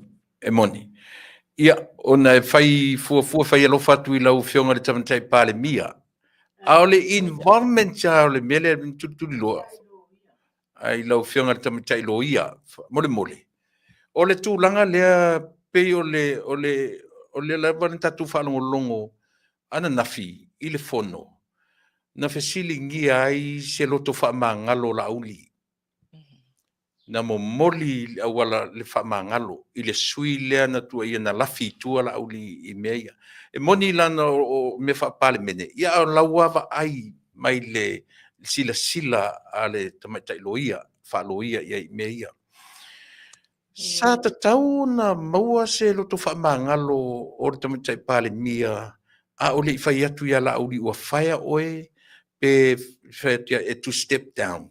tusa leua fai le faiʻuga le tamaitaʻi palemia i le tagata e leʻi faamaonia se solutulafono i le vaaia lenei atunuu ia faamolemole laufiga o le vaaia lenei atunuu tusa leua muamua fai le faasalaga a le palemia ae leʻi oo le tulafono e faia le faasalaga ia lau silasila iai ia ma le tulaga foʻi na apply ai le rule of law i le tasi o MP a o le tiu ai o le tiu ai le atunuu nei o America it's a felony. It's a felony nei America le tiu ai po le driving under influence is ke ave ka vale o ngā loa o le felony nei a le ala pi faafegofie ona pasi ai le vaai i to susuru setric ele i pe o le mele o le vavao ai ia tagata o le atunuu nei ona o le faatonuga na ave i suga le sa fai ma minister to step down or fire.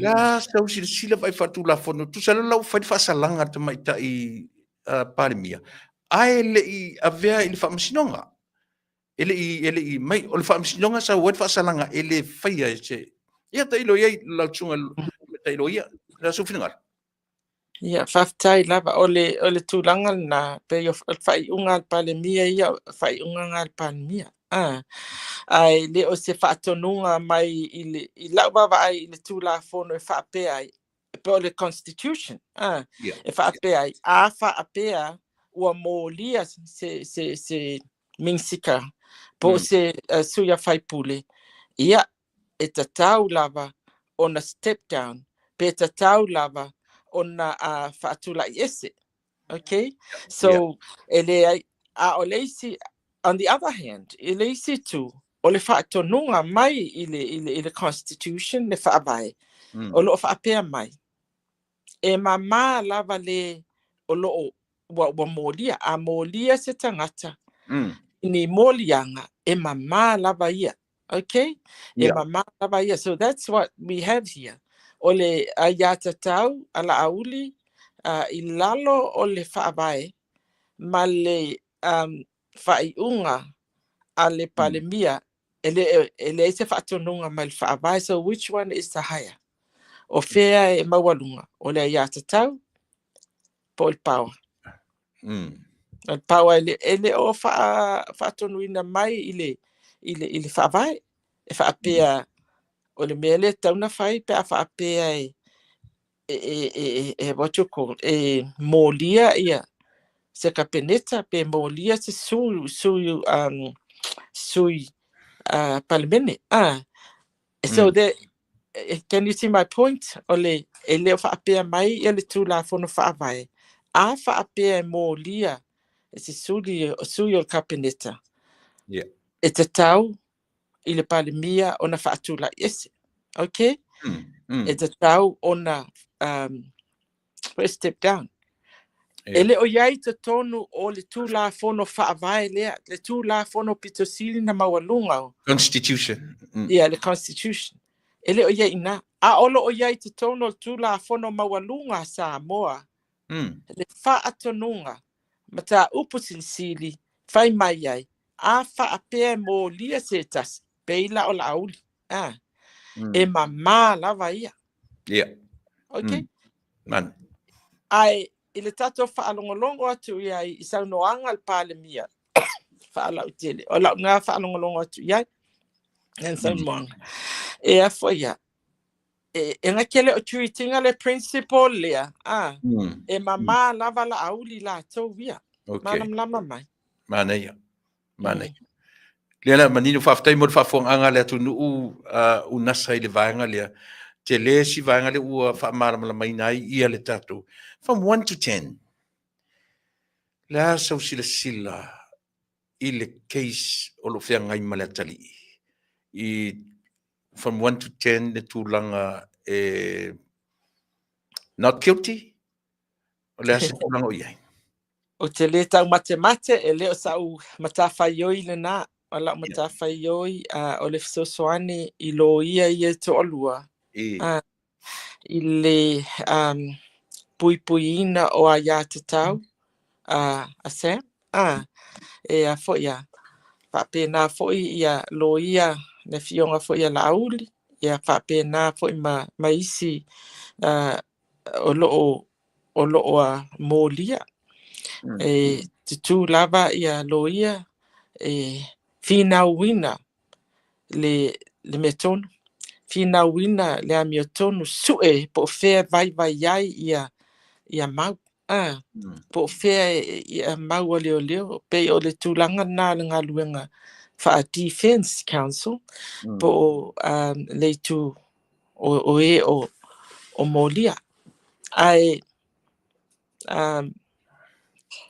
Yosi. Ia, lo toi luana ia ufesili la ufionga i le tamatai loia. Saunoa. O te lope e sila fia na ua whao ngā e le HRPP ia le li leo e li kapo penny e whai private investigations.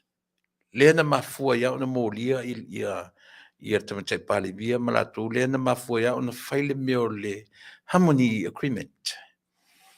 La sau sila whaalo ia i le mele, tutus peila le mele na whaongai, le whaongai sunga ia lauli, ia le sunga i le leo ia li o whatau malama. E na te whaia se private investigation, i le na whate ai le sunga leo. Ma le mea na whaia e li kapo, le na hei e li kapo e whaisu asu e ngau le mo meo o a fōi whatau si. Wa te fōringa mo le similarity le no fisi le tu mena. Tai fōringa tu sai lau ase sila whaloia i mea ielu. O te leo malamalama tele i le keisa Eli Tapo. Tēnā malamalama tele. Ai, o ke leo malamalama fo i wai e se ia le keis ngā ia Sam. Is it a case, when I say is it a case Sam, is it a case loia? I mean a leo, sorry. Is it a case leo whaasanga ia Sam? So maya la to pamtalanga iloia a Sam. Si ona to alua, is it for the case a leo whaasanga ia lauli, whaasanga I si fo o loo Mōlia. So ele sa comment on ke lo inga po le al keisa lo ia whaasanga ia whata malama ma isi foi stene o lise ma atona ia whafta te lo love sin muli pa mole unasa o mo meo ia na ta ua e le tamo Sam o lana telefoni lua na telefoni na ave leo o i lātou na involve lepe ua whaafiti o re tamaitai lea whapena maua na lava ai whaatasi iai lea le o apia mai te minei lea sila iai o toe collecte o tou ia evidence uma ia mo lo tou foi pito la au. Ia, o te loa la wa iai umaile. Tauni uninga lau lo ia le.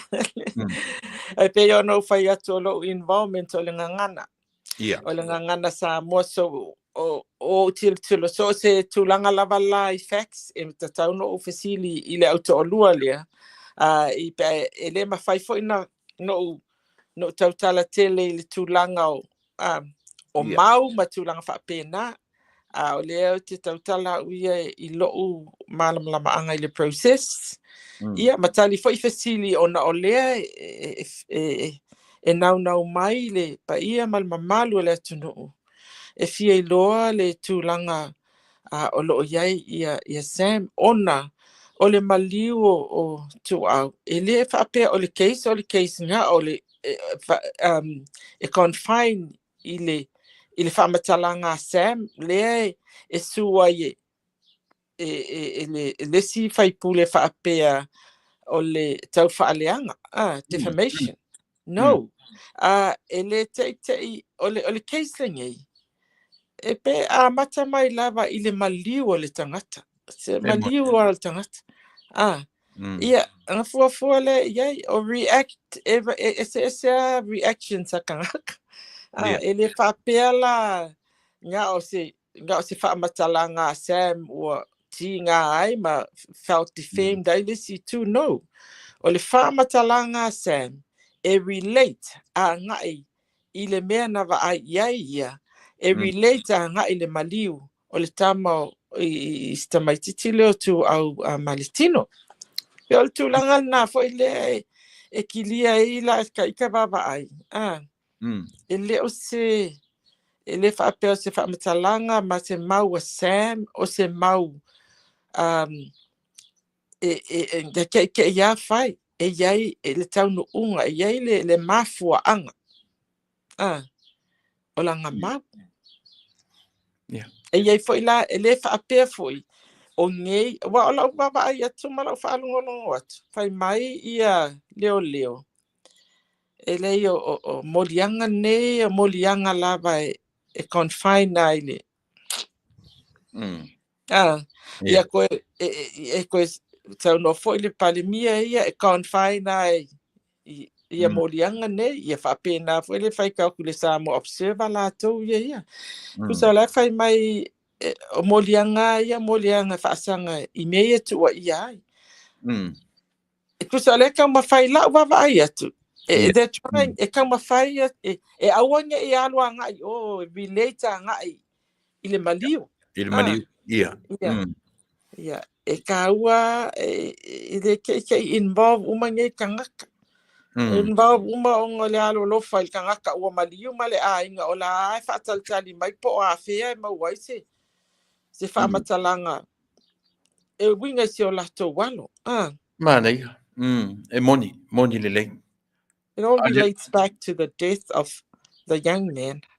So we cannot eliam fayon tato whapea o le ai kako confine o molianga i mea i abatu en molianga no i lau baba i le te o molianga ne o le e relate i le maliusi si alo ne o Samoa ia moni lei ia au una salanga yele li poti muli leo na la tuta uai o molianga o la auli ele ese affiliation ele se pitanga nga ile anala wa taua anything e ka uma link uma ile maliule absolutely yeah absolutely you know this is it because it's o tama fai confine if I may le se pitanga le se sotanga and then so for le palemia ia same tune Saule li poti malo falo ni ya fionga ya mali poti fo ya le tamo observer ya le se pitanga le se sotanga na ile malile oisole se tala ya le tonu natulanga ya fa te chele molo wa noa una certain la ta fa u ia ile rule of law ia ma fa ia se tala fa u whamanino ai ia le vaenga lea i lo tātou atu nuu. O le rule of law le pi o le atu le matemine e au na ola ai tangata o le atu nuu. Ia mai se lava le vaenga o lo tumalo te minei. La so sila. O tala whea ngai le rule of law ma mea o lo tūrai mai le tātou atu nuu ele o manino ia la whangaina pe ia le maliwa tamalea. Le la whātau sanga. O line up le rule of law ma le ola o tatu tangata le rule of law ma le umina su el mali o tamalea. La sau si sila ma whai tu e sau tala wha ma vai le tunu ma whalo alo. O le rule of law le tau su e a po aina mali wai ia le ne yala. I lata baba ai atu e fia any cases whaapea ele i mawhai o ngasau. A leo. O sau noa mai ia leo i le awha inga o cases la tau te investigating o maliu whaapea. Ai po fia foi ele i maua. Ele i maua po aina afu ai. Okay. O apalai ia le rule of law i le process nga mo isi similar cases isi cases whaapea na su e mua e leo ai se o tuwai ai o mea nei e mana o mea we have a right to know ai se o umi ai ia le nei ona su ia le tangata na maliu ele nei alo. Are we saying o tato whaapea ane Unasa elema ave whaua whaamole unasa. Yeah. Ele request le sau, if you can say it in English for the sake of some people are listening, please. Okay. Yeah, okay. Well, the rule of law is a statement, okay? It basically means that okay? The law rules us. Yeah, tatu. But then the law needs to be interpreted. Tulangana ali whaamasinonga ali ngā luenga na ali whaamasinonga ole whaaliliwina, to interpret the law in certain circumstances. Yeah, the rule of law is it's just a statement about laws e ka kaunga follow I mea umanga yo inga umala vai. Pei foi la o le suʻesuʻega o le ngei case lea la ua moli e fai nei molianga. Ia o isi nā mea o sikepu ngau ia. Pe o lava le mau pe le ai. Ia ua o mea umanga e governed ma pulea e le tulafono. Okay, so e o fo I tūlanga ia tate vava ai atu iai I le tatou palemene. Ma le whaiunga fo I lea ele amaia ele whaia se lafo whaapea o ele whaatutuaina le fionga le panmia o le mea nā o le tūlanga tau. That's something, an issue I te tonu lava. I te tonu lava o le pati vaenga whaupwhai. That's an issue for the political party to sort out. Okay, so o le tulafono la, what law rules I ko kongo ole because o la wasi piliki. La wasi piliki. So what law applies? Okay, a whaapea ele maua se toi tu whaatasinga. O le vaenga whaupwhai lea. Ia. O na avela ia fo I o le tangi I le whaamasinonga maualunga. If it was wani mai, awa whaonga le tulafono, if it was wani mai, po le ale mea te tau o na whai. So, e whaonga e apalai ma whaonga ia le tulafono I aso taitasi ngā luenga whai pea. Ai a whaapea e alu o la lava e tu whaatu mauina se vevesi, whaatu mauina pea le se whaale tonu. Ona abatu la ia I te tonu o le whaamasinonga. O ina la whaiunga se whaamasinonga. Ia e rulinga ia. So I guess that's why we can say the law rules or the rule of law. That's another o isi ngā circumstances po isi ngā vaenga e mawhai on apalai iai le upu le rule of law. O la ua rule my law sau loa le ruling po le whaiunga fionga whamasino. Ia o le whaiunga nā tātou te oa. It should be applied to everyone. It should be applied equally to everybody. Yes. Yeah. I sila la ia luala se ave ia le case le deed of settlement. I think on the menga le deed of settlement aleta o isi o le harmony agreement. Harmony agreement. Yes. Yeah. Po o le fesili pe fatu la fonoina na mea. Is it in na mea famol te taulanga o lea na saunua te matai pale mia. I didn't sign any harmony agreement, but the deeds of settlement. Yeah. Lala le se sengo o meielua. Well, I suppose ole deed of settlement o nganga settle lai le lako le whaapea mai. Okay, e aonga I convict le vaenga le fa maungia ia ala Okay. ala molianga. Molianga. So, okay, longa winga o ai e faila ko deed of settlement e ave e se ai molianga a o ai le faia. Okay. O I foi e a whaape e tau ai foi pe se whaasea whaasanga le whaamasinonga. Pe se a Natalia ia le whaamasinonga le deed of settlement mo le au elitis lea. Mo le to'alua lea. Ai se ala le apala iai ngai amako clients ia le unkangaka. You know, it's not right. It's just not right. O ila le rule of law. Wa me fa pe ka kanga challenge. O ila le challenge pe fa pe o le fai ia wa fai le settlement le ale vaenga le nga ia ave ese ai le lako conviction. Mana ia tele melo o e tata noanga. Io e leua e fa manino la le a fo le harmony agreement. Ia male deeds of settlement.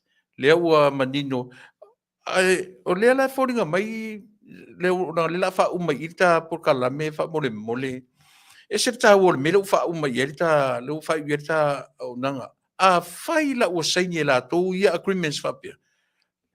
Why don't we apply to everybody else equally? And where's the rule of law in that situation?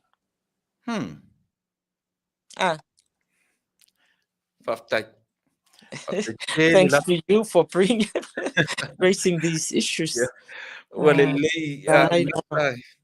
Fafte tele molo wa vanoa to mo fu system yo to val out foi le o mana ye si vaenga le o close ta noanga ia on ta temi li si malo yo li si 5 more minutes va tuele ne ia vanoa unasa ia o uanga va fa lo ia I tonu le atunu tuele ne ia vanoa mai sau tala fa ma fan so le esele le fa ino le atunu nei me tu mai me le fa uma ye ta noanga o le rule of law.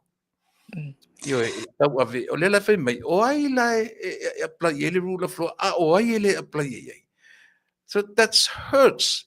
Wa o ti ai la ngona o le tunu. Ai fa pia ni ya vano mai so tala fa ma fana. I le tunu ma fa manino la mele o fa I weta ta no ma fa lo la vonasa. Ia whaftai lavas, ia whaftai ia Samoa, ma le whaafonga mai fo I le nei tū la. Ia a whai wa iai fo I se upu ua le whaatamali, ia alofa whaamangalo mai le au auna. O mawhai lava ina ia fisosoani, ina I o tātou tangata, ia malama I o lato wa ia tatau. Ia ele ngata ile na ia tatau ia ole pui na ele ngata ile malama ai ia pui ia o lato ai ia tatau o ai ia tatau ia o lo iluma o le whaavai a Samoa e fika iai uma ia ngā luenga a I lato o lo tu ia vanoa lato te whaangai o ina ia la tato tūlafono whaavai mai se tūlafono ina ia pui ai ia tatau o tātou tangata. Ia whaafitai le whaafonga mai fo I le nei tūla, ia tau ina lofa le atua fo I atu fo I le manuia ma le mawhanawhana I le nai tū. Ia ma te loa nai malulu ia lo tau se ke ia I le Northern Hemisphere. Ia keep warm. Ia manuia lava ia. Whasausanga fo I o le nei fiafi whaftai. Tai tele la ofionga unasa, la ofionga I le tamaita I lo ia sinia o tātou atunu. Mai se le whaatala ulatu ia ma whapeona e talia mai ia se whaatala ulatu o le nei au nanga. Ia I taratonunga ia o se teimi fo I o momua ia a o le I o I lea fo I le whamasinonga. Ia mo ni lava o nai ia lau pitola au le ngana ia o sia walo o lo tu fatasi ia male KC fa ile fa masinonga pe o ile o lo tu limatai e Samoa I le lalulangi atoa au manatu ia whaftaitele mo le avanoa ua whaavanoina mo le siufonga o le tai au fou. Ia manuia tele, ia nisi vaenga o te toi o le nei aso, alu fatu le tautua ma le aunanga. Soifua ia, unasa? Ia, whāsaifua. Ia, soifua. Ia, tai lava.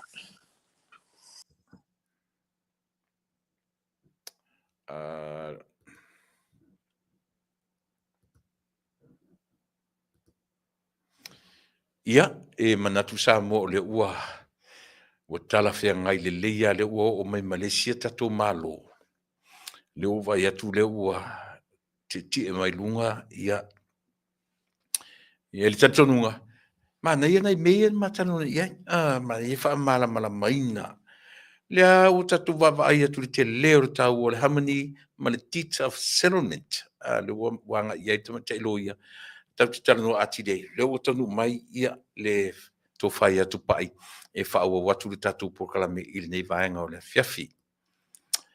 Ia, manatu o le ua o mai fo ia le tatou paanga masani ia o le leo seisi ua masani ai lau tō sila masani ai lau tō whalongo ia o le paanga a le tatou pokalame le tō wha tu pai machera St. Levi.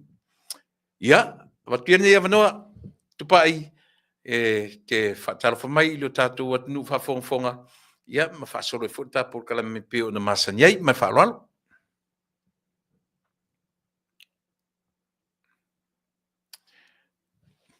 Tu pai nei unmute mai whamun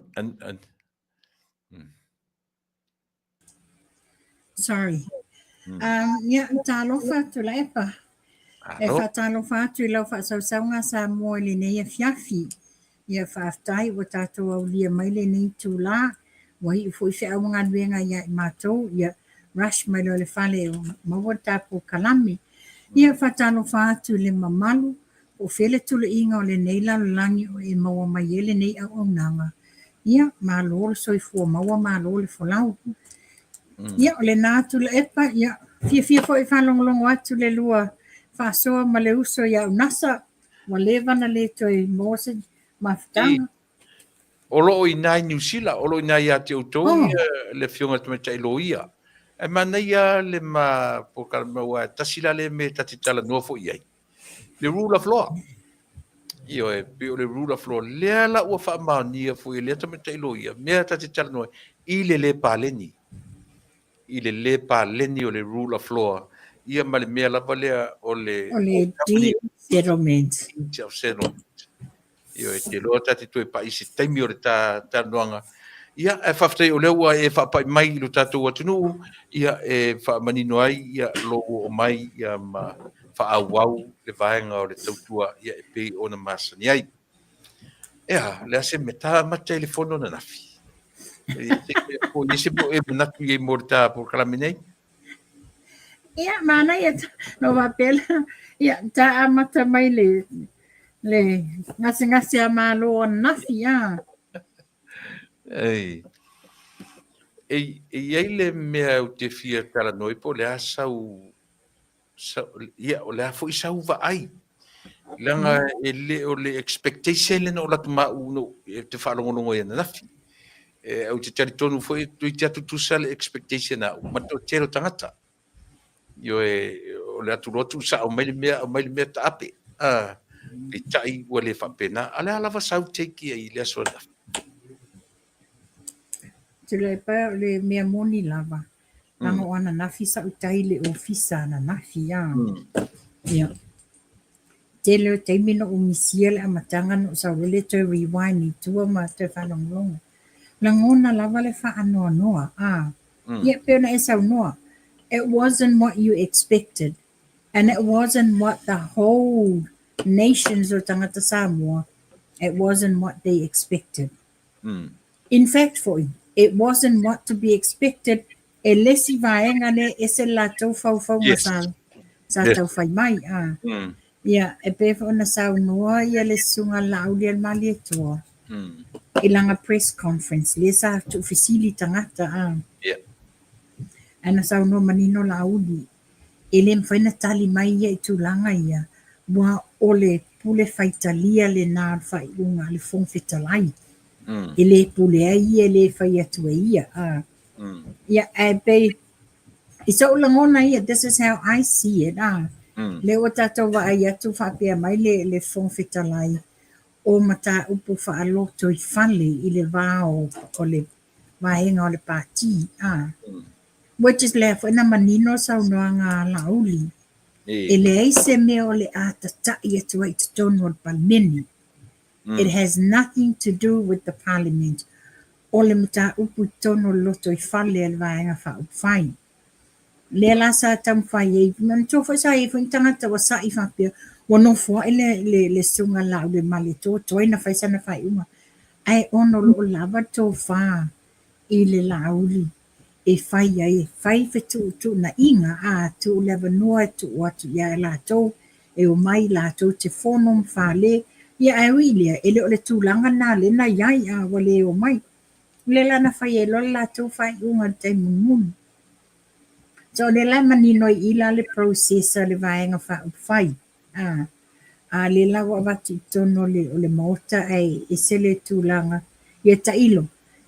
O le tala I o le whai sa o la wā according. Le whai according I me o lo le na sau no I e whongwhitangai. This is how I see it. Pe fulinga mai. O le tau ngapa le whongwhitangai e te ule mamalu o le parliament. O lana le vaenga o le yelana pule anga. Ia, e tūlanga nā leno titilo ia nafi. Ia, tiro whala iei, lena toi a mai foi e se foi le sila asanga o le saunoanga le whongwhitalai. Le sa whapea mai ai. O lo o awanoa ia te si awala I whafu atu.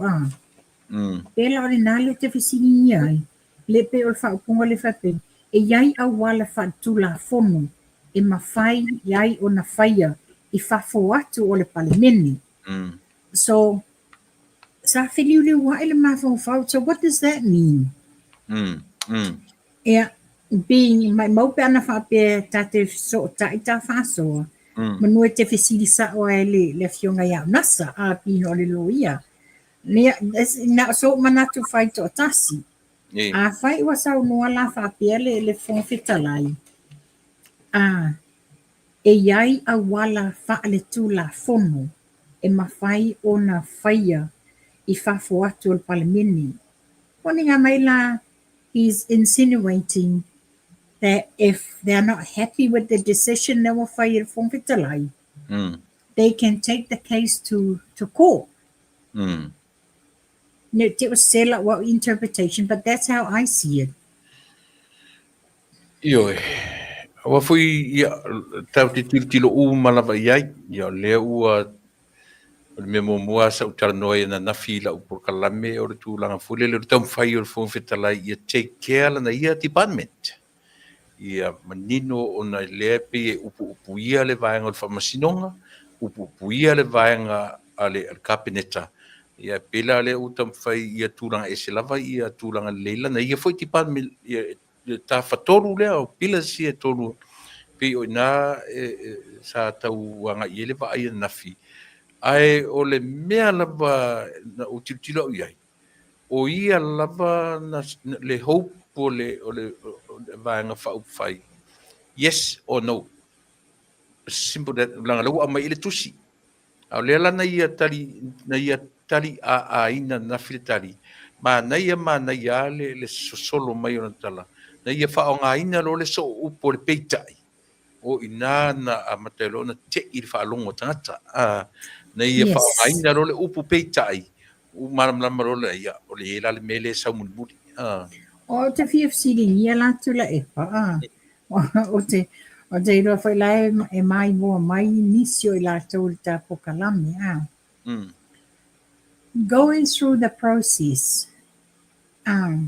O le whalai mai tau sa I ele saini le whongawhitalai. I le tusi sa ave wa le whaatuatuaina le taitainga te mai tai pandemia. So Lala, he's part of the equation onga o I le vaenga whauwhai le whaina awala mai elo na tofi o le fonga fetalai. Yeah. So, ya uia sa whapea fo ila sa yo langona. Whaila, you were part of the equation.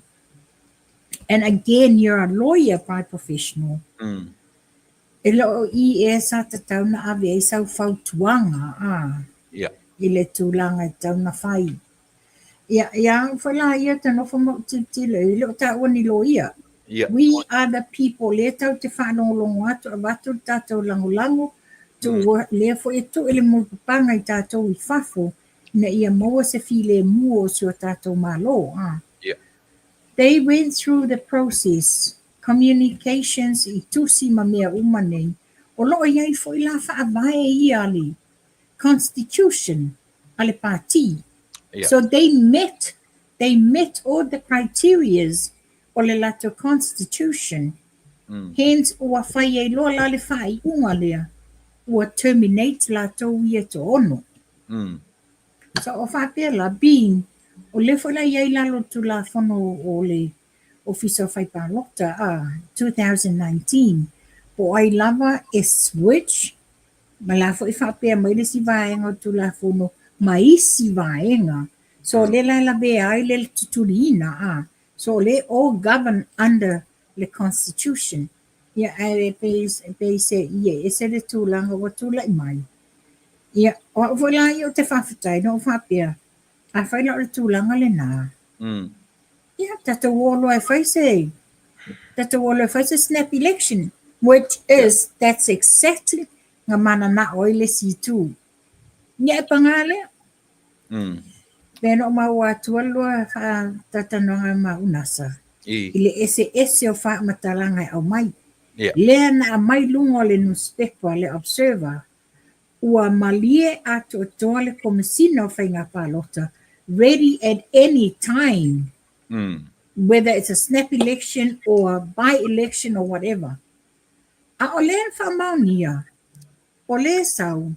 Ele already mantua lena avatu lena avele le avea ia le fong fetalai ma le mauta fono e toe whaafou uma le lola pāloka a wāla ta mawhainga nei mō tātou ie mwhaina pāloka atu whafo. Lea mai manino le tali al komsina whato already le lola pāloka ia September. Yes, e close le stores fulu.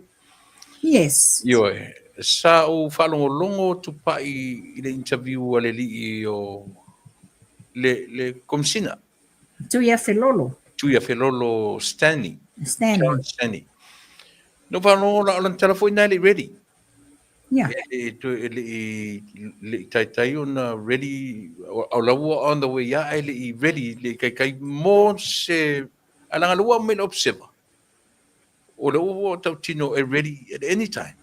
La wingo te mo le ya tasire na me le o pat ya tia wa tu pai. No wa ai ba ai la ia le ese sengo me. La ilo le ia le sunga la uli. Ile fata malalo nei tu malo e toi foi mai ia. A le vai ia lofa ile atunu. Le anga ile faingo fie le me le palo ka ngai ko palo ka ko san fo. Le ala na batoi le tala ta tia le namia. Ai fai le me town fai. E ala na fai tu le tala ta tia. Ona ile faingo fie o tupe ai fa tino ai ia fainga palo tai. A snap election po le ala ko inga election. To election le tau san fo. Ia se vai le chichitu perwa. Tiro le situ. E whaingo fiele o le toa ono le ana wa terminate mai ma le party. E whaila tau election, mana to ono. Ai a ono la wha mai le mana a whale snap election. Io le 5 tolu a toa le la au e whai mai le snap elections. Tu so le atu mu a toa le la toa involved. Ia. E pau le metu pa I lewo whaarongonongo tue nei o leo la taunu uale abel court. And I think that's the only o le pau na le awala o te loa e whaingo fiai. Te le lopo laso. Ia ufo ia, mana ia I o le natulanga. Mana ia ona e wha ma oti mai e I e wha masinonga. A wale alu I lumo whainga malo ma whainga pati. It's a lesson learned mai ina ia tulanga ia. Wa ia o I whana titilo ia. O lala leo ngā le whai constitution party ia. A mantua constitution ni na tūsia. Ave pasia mai le ofisa o le whainga palota. So o whela e lima ta ina ai. Ei. Tā o atu pa I kau le mta upure ana nafi. Ele mea na uwaba ai ai ana nafi ma le body language a tangata. Tu sa o le expectation le na ia tia ula le lau le tarno ia tia oe masisi. Le lau tarno pe ia tia umalau expectation no wharongononga le whono nafi. Ai o te tari tonu foi. O le expectation na sa ia te ro tangata. Sai tu tonu o le whono e o ai whai pule ma e talo na o I loa ina ua peitai loa le whailo peitai. O tawa ai tu loa o tawa ai comments tangata ma tu langa whapena. Ua pei ua iele swinga. But anyway, ia ese fo tatu vai, ese le vai ale li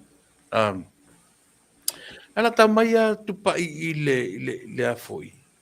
Le ale mata upu tasi lena mta upu lena le afoi le ngo le ale Na le tasi ale mta upu sa tano inga I tonoli o le palimene na fia e ma eulea. O tu titi fia I tu la o te toso a I solo ale mata upu le nei. Ia o ia tu la epa. Wa fia aso mawai aso wa lato tauli maina le li poti ale komiti nei lo iloa. O lo o manino lava. A eva ia nafi. Tu la ia ele sui o le HRPP ese la na ia whaawinga ina. Tu la I mai lea ese la na whaawinga ina. Wa a mai mea le tatau na au mai.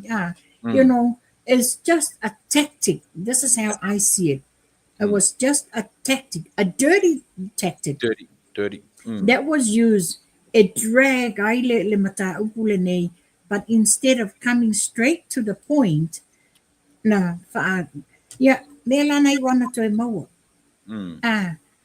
Tua e ia whaleata tolu.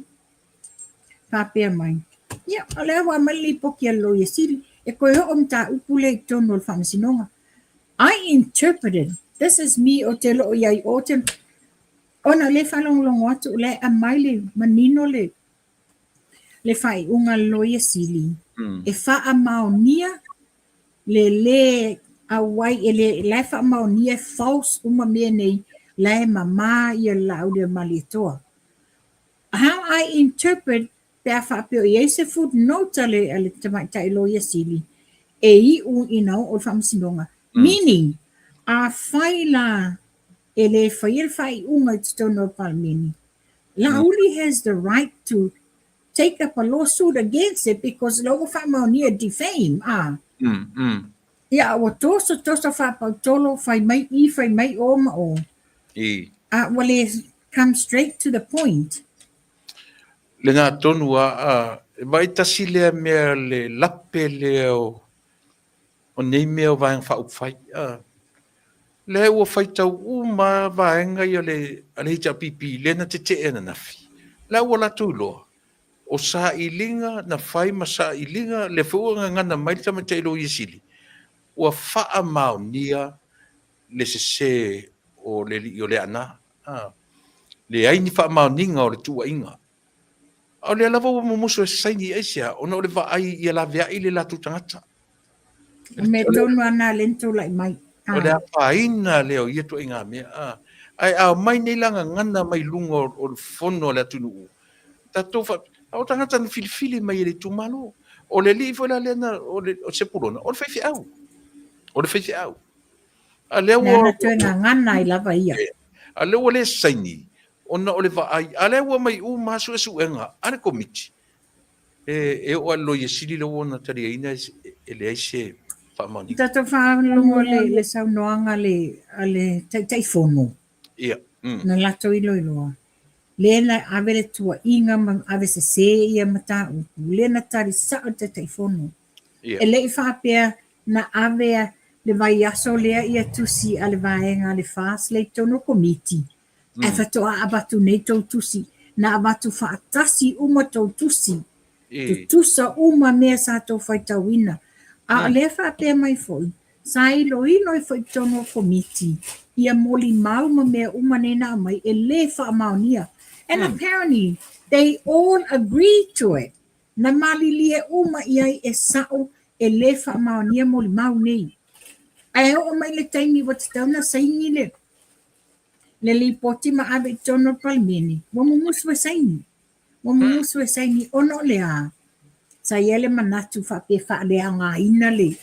Le fo le li poti. E me sili a ia o te whaftai. Ni ia le lofa le tua. E le whai o le ame o tonu o le taitai fono. O le komiti na whai le iloilonga. A mai luma mea. Whafonga uma Samoa. Mai fo le amaingo le li poti. Na o whapea mai, e to la iti tangata na saini a leto o tele tangata ele i saini. That's a load of tau whaaleanga. Le amai manino, le na amai manino e taitai fono, e to a lima sui na saini, e to a wha ele i saini. So in other words, the majority went for those nga agree ma saini, e tu sala pele saini to whalea, e lo ato se majority. O le whaanoanoanga tele le tupai. O le whaanoanoanga tele langa le le tatu ta pisa I mea ia. Langa o le whaamoe atu le atunu I tangata nei. O la tau e te tau na whai mwhataita inga o le atunu e la pelo te upu whai o le tamao a inga o le atunu. Se vaila I mea ia o lo whai nei lunga. Le vailanga ngana le li urupo o le limoni.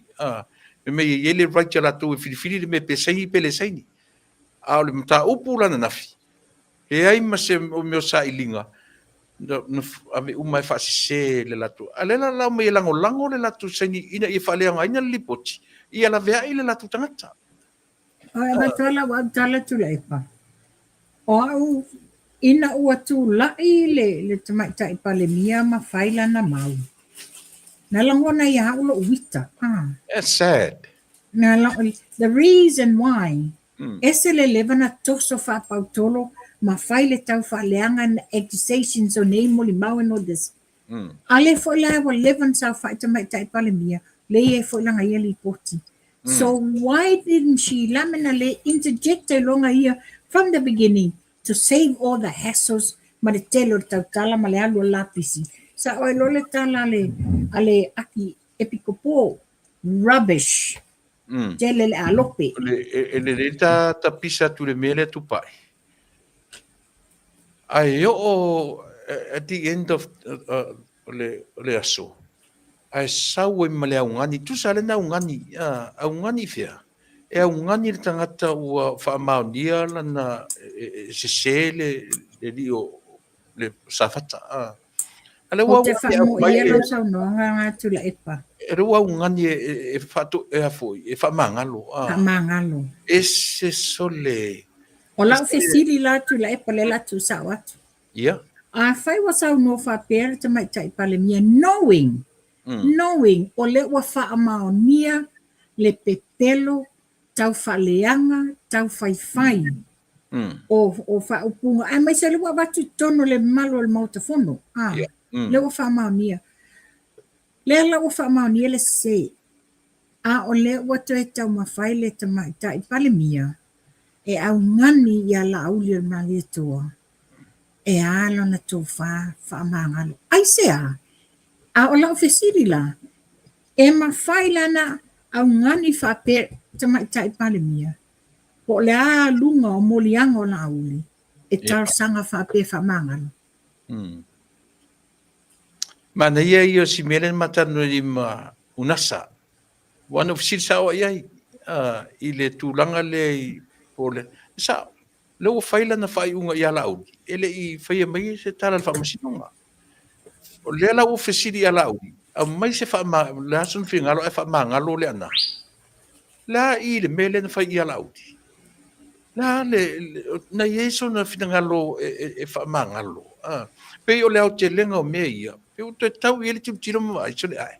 Se le mana ia so le. I le matango fie. Ai ana le toe na alu le mea lo wa mai whamangalo e la auli. ana le fa tu foi la tala ile na mafun ele tu la me fai mai se Ia walen toi tā pāt mai tai palemia, ka tali atu ko e se tala le ana. You know, it's more or less o le wana coachinga le vaenga le HRPP e o mai e whai le tala ina ia whatu e se ala uni. Matua i le whetau i ma le tala whiangai. Ia o le sia me o te FFC di ngia la e au. Wasa o le sau nuanga la auli le na lafu. Ia, ia. Whapea, o i latou whaaleta wa latou whaaleta wa ina le li poti e le palemene. E le tatauna tau nofo i tono palemene. E tauna latou whaamamafaina le tā ua o le latou mata whaioi. Nā leina, o le latou wala awina lea. Lea la ua o le taimi le wa tofia latou a vea makomiti. Ia mantua la. O le maua o latou tatongi, maua o latou alauni, i komiti ne sa whai ai. O whalinga mai la le alu wale tupe ale palemene ma le malo, ai latou tele o whaia la mi o tonu, e saini le li poti lea. E se whaingata le mea watu la i mai. Te tilo, wa a mai le li poti ma le recommendation a le komiti ai mai se foi le tai komiti. E tau ona suspend for 3 days later mo se alauni masitoni. Ia la tu langa le. O se fatai ta inga leila le mo le tatou palemene sa moa. E mawhai ana atoe, ia e mawhai wala na alu se si whaini ana ia a sauninga po le tu langa ia noe e a watu toi teu tono palemene. O le tali na o mai li moni e se tere lopo tauro na mawhau na tali ia. O le saini ma le saini o le latu wa ia tatau lea. A saini mai ala, a tatu ola le mta upuna nafi na mafua le vivesi nafi. Ua wha O le ia tatau lea la au. Yo, le ala ua mai tam whai e le saini. Ala ua i o e ina uma sa ilinga. Le aima se mea le ana sao i le mele.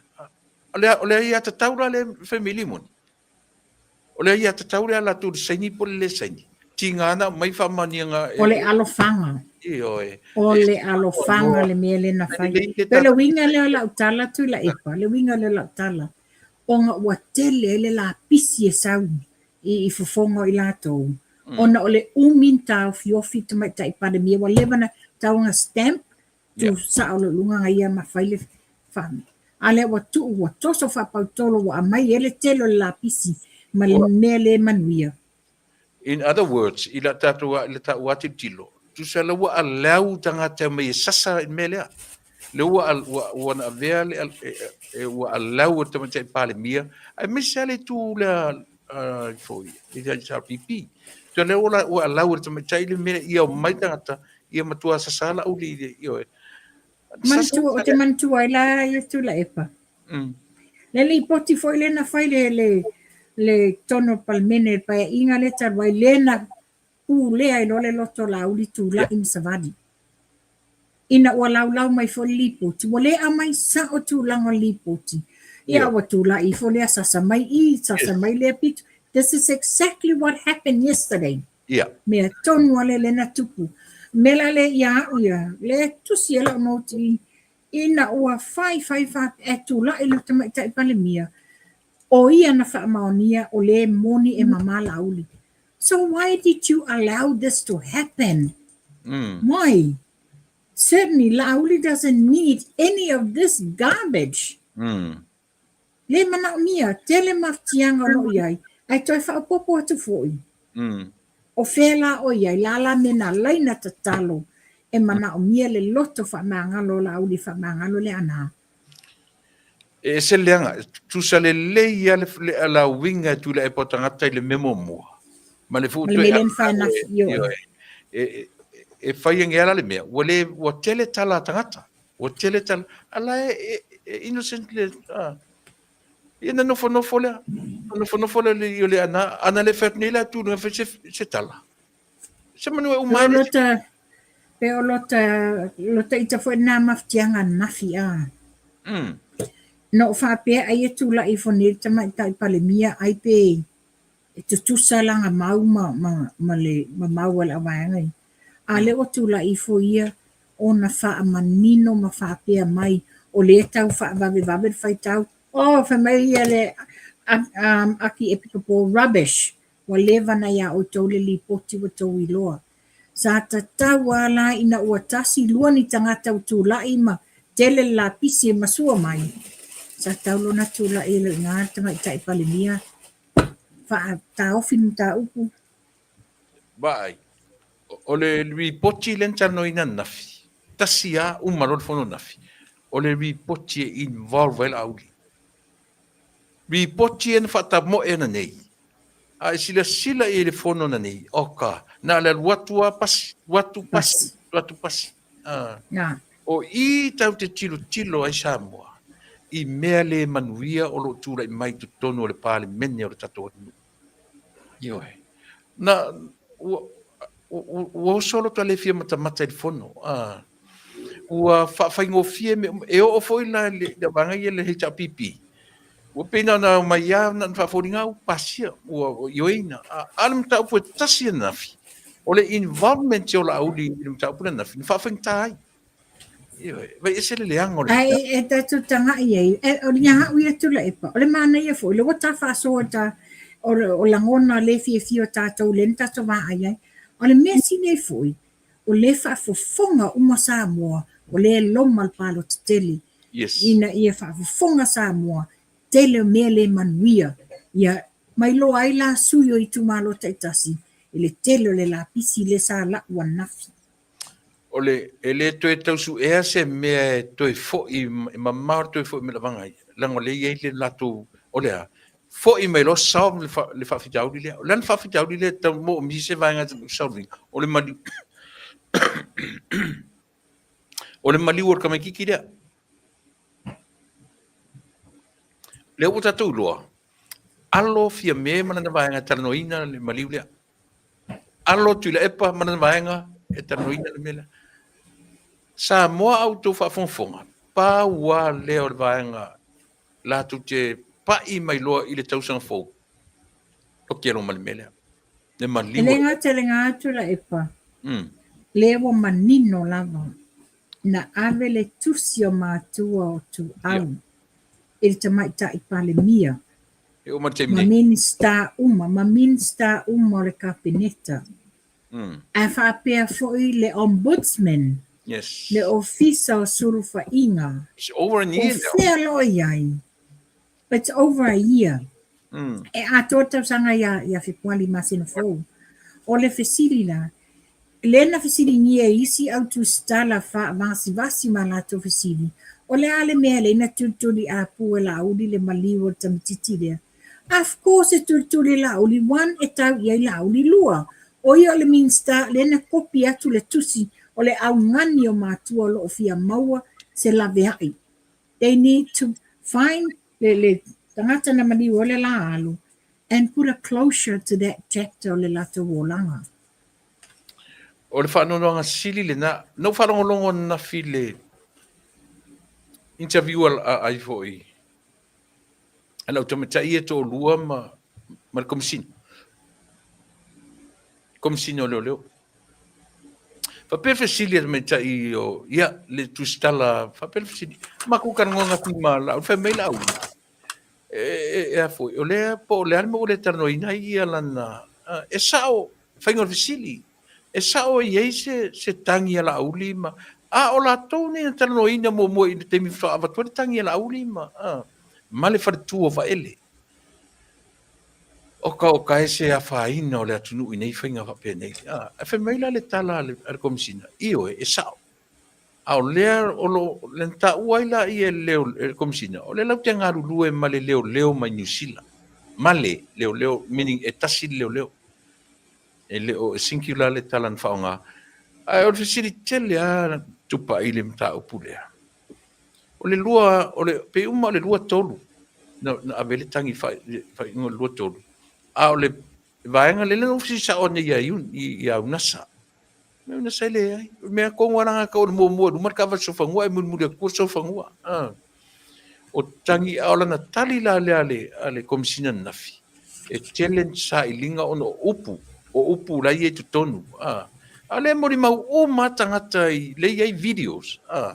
O le tua inga yo e tule pa o va ele lailo la audi o la uanga lailo le okio o ke ia le. Ale fai mai lang la fai su enga. Su e me le so tanga male tangi fto a fai ia me le so sanga nei. So sanga nei nei.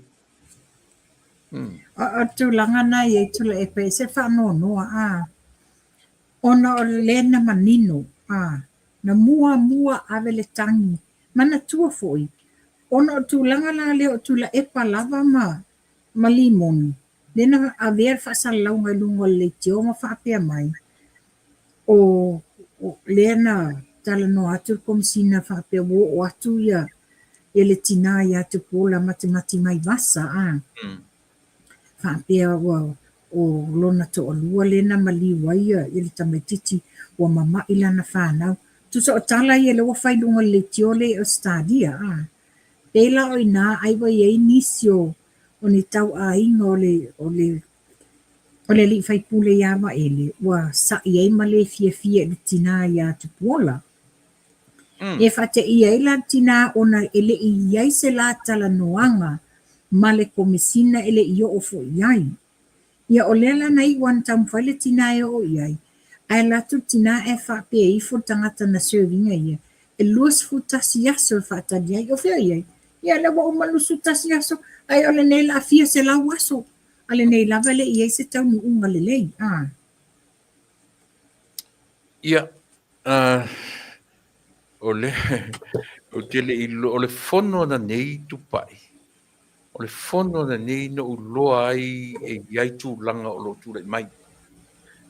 I mata upu lai wana amatai I mata upu e lima mata upu tanoina. Pei o le whata valenga fule leo le e ba ai pela iau ni whaingo fiena I oina I oe watu I oe mai ele hita pipi mai I le fuar ka peneta. Ai tatele I o le fono nei tu la epa. O te fia watua mantua foi la. Matua I se I vasa. Tasi al mta upuna o le tūlanga le tua ia e le ana o la audi. Ai wai usila mi yo umasa moa. Le ale mea tula e pana fai. Tula I foi lunga. Fesile fong fetalai pe yese. E mai yo e lot fakti te oe o le ale mta upu. Matua I ese ale mea na nga oso I tula e pa. E yese la auli al male atoa e te tono le. Ia, o le mea la lea. E lawa mai e tala tangata o le ale fe awa kuila epa e langa ele swafa la aule mali to e tono pale mini lo fa fonga suli o le swafa mali to o lo fa maonia e le o le laule le tusi la le na mai le wailunga e le o le laule o le mali to le autu o la automata upun tango fia il pale mini manino mai ai wa umana to e mali e to tanu mafili le lua. Le alo I ona a inga sa mali e toa. Ma sa le tupua ma le falitolu I malai filomia I sa sina. Ai whanonoa ua toso whapau tolo aloi. Ta lo fai tu la epa e a ulu o ta fea ai se le futi ai au mutu o vai singano. Ua tala mai le usuam whapea mai. E le pulea e oesa I lele. E le iusu atu mali e toa. E le afio anga o le pā. Pe o le whanono anga na le ua ese le mea ua tai ana iai Se pe le winga le lau tala le whatu la matanga. Ua toso whapau tolo ua sawa le telo la pisi. Ua sawa le telo la pisi. Ia o le whaafufonga suli o le swafa a le mei ua lui mawhisili nia. Ia le mea la le lau tula I mai. Na wa watu sa o ilunga e suli o le swafa. Le ale me o tala noa ina aile le swafa la au le mali e toi te tono pale mini e le o le au tū le na o le mta upu e tala noa ina te tono pale. E fai e fa sea fa pe mai isi sa te tawa le fong fetalai. A tu watu lotu le pasa tau lona fale tu langa ele ai lotu li fafo. Iwa to ngā mena leo iai. Ia. Ele tupai ele la chichi meia ele la chichi Ai ai fo ia i le pori lengo se to ina na avele mele na fi i le sofa lauli le mali to. O aba vaude to ina. Ai. Au so obvious i le ai tangata.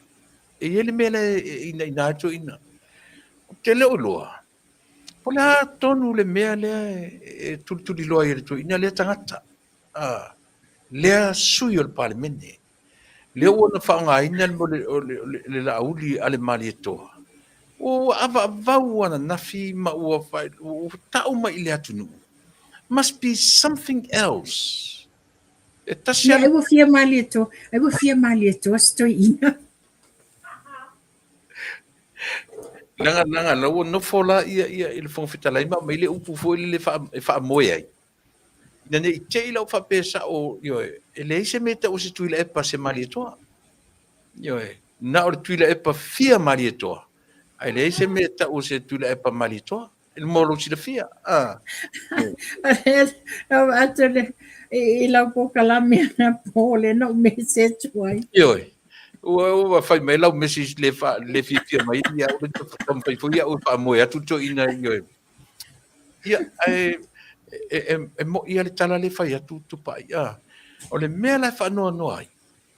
Le o turi a pu to ina ia sia fo I sui o parliament. A wala unga tasia o matu a fai ala no tonu o parliament. Pe a fa pe mele le tutu ia. Nala. Ar pe o mai fa for autu stala. Sa o ma fia mei fa fo.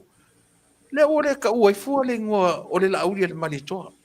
Pe a fai ala ngata I to tonu o le farfono. Ngata I to tonu. E mai pe langa isia. Se o mea sina ai tu malo. Ai tu malo. O mea sina ai tu malo. Le fai loa pea le tangata nela tu. E se vai la I tatu te loa ai.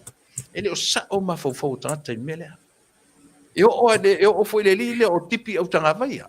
Laina te lo le leia. Le ai se unga fono se a foi. Le Ne yo ol famasinonga mta upu. Le fato a sa noa la uli a nafi. o uma na avid fa masinonga o le apili. Le na fai. Le matana mla uli. Fai mai le apili e manu malo o le ngola vaia. O le ngoe pule ele tu malo. Ni tu malo, io. O le ngoe pule ele pule se pale mene. Ele pule ai se sa, io, e pule ele tu malo. Dana umanino le vaenga le na. Ia, mo o tau ia au fai news. Le atu te, io, e o vadea fa pea. Fa ngā pea langa o mea sina ai tu malo. Not so much o tangata. A o mea sina le tu malo tu pa I morsirfia. E o fala ia fia me. A fai o nei te langa no ina ia tuira e pai tu tono le mautafono. E te sauno I fafoma le mautafono. E te vala awina le la auli le malitoa. E tanga I foi la alfa te te inga le leia la. Pe no o mawatu ana nei a. Le fai pule le a vai maunga mua. Ia. Mantua o longa ingoa le stala I te tono le fai pule sula manaia. Io e alo sau o tuli au pupu a.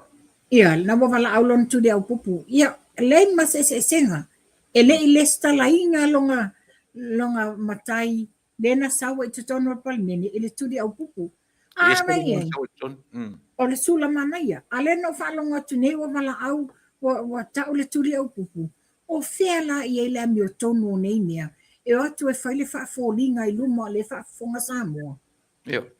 Le o le mea lava le tau te tu ia I mea tau te tapisa I mea ia.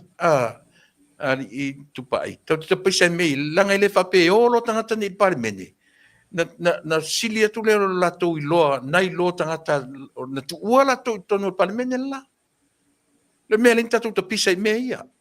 Pila me le faali me fafia poto istangata famia e ala na le saini o le lato ia te tau le ai a fai o me la ua va ai ai komiti ato e pasia ka onga sengi le mea io ele o le fafia poto fa pena e perna la ngona tupa Le tulanga ton mole na tula epa.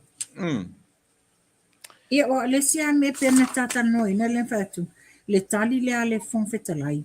E iai a wala fatu la fono e mawhai e o na whai e whako atu o palmeni. A lena tali fo ilana tamaitaʻi palemia. O le ave esea o lātou e te ena, e fōlinga mai o le ngai atu i le whaamasinoga, e fō ia ele lātou waenga whaaloto I whali. O iau, go to court, because la fo ia e iai mau tutu, ia, tātou tanga iai, wa pela ana tātala nua manino la tūlanga le tula epa. Yeah. O lea lai whaapea mai, o lātou lava lai fast, Yeah. Yeah. Le whai mai o lātou lava lai fast. A tanga ila iai, a whaila o lai fast lava lātou. Ai sea le mea walenga terminate, ia isi min start o tolu. Le fio ngā mulpola ana rosa, le fio ngā leoka lati, leota laki, ma le fio ngā ia toi lupo o semo. But those o whai pula le fast. La mo walenga na terminate, ia isi whai pula le nā. Le whalau te tanga I mai, ua toe punishment fo isi whai pule to sfu tolu o le fast. Le wa ave ese o lātou ta vale, le tipi a lātou alauni. Ia, o whela e tula I mai ai la, ia, le tala le whapea mai o lātou lava le fast, o lea iai te tonu. La mo ave ese tangata I o le fast. Tupai. E ero utara tonunga pauana o le mea lai e tā upe e le taimi nei. Le anga o tū la fono. E te tauna I ese whai pipi I ai. Otherwise, to whaila tu palota. So le mea na le lau te whaonga nai, e se le tōri o ngai mea. E se le tōri o ngai mea. Le ala ua tau whai mai e tala no mea la uli wha mangalo le ana. Na mele fa manga loila ia sui e wa aveta avale mo tu fa ator kabineta. O fela o ia sui lango committee e fa. Ne foi la wa vatu fa e tango fia sui mo sui minsta lango. Ele tango fia mo meu alauni.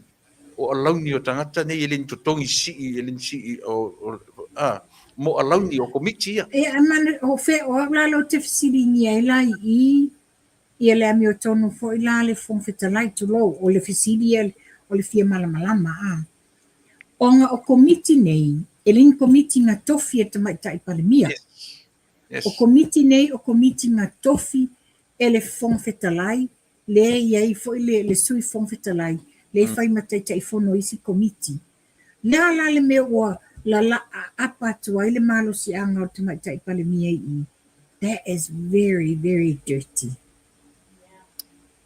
Dirty. E le se tama I mai le te tau e mo ia le ua mai wha anofo ngō fie le mele ai le fono nafi. Ai te taua ia tapisa I mea ia aisia e le ta ia wha apea, wha fala wha apea, wha fitauri, lea utatu wa iai. Leanga e tupu I luma mata mai lea tunu. Ia manesi mea iai tula epa. Pe ona lewa tato wa ai I wha tonga le sa whai o minsta to wha Fia ia tu ia le toninga le fast. A le fulan tato mai tawa na nafi. Le fulan tato mai tawa nafi. Le backbench le tu mai ei so ia fast. Les fai mai o la to pelau e mumu le lango le fast. O la me ia bo ese le langu uli e falling mo se maliule ia sui fai pule ia le claim to be still with the fast party. Ai titilo lai o famele upu action speaks louder than words. Dr. titilo lai inga ia la to te whaia. Ia ele o yese tūlanga whapea e moni ai la lea statement e whapea mai o la tau lava lai e tutono le fast. Pela o le tūlanga whai la lea au tai ai pela le tūlanga le ia le ana. Yeah. O le wa tatalo au nangi le tamaitai palemia. Ia la auli ina ia le loto whamangalo. O la o fesili la to tasi lava o tina o ia o le tamaitai.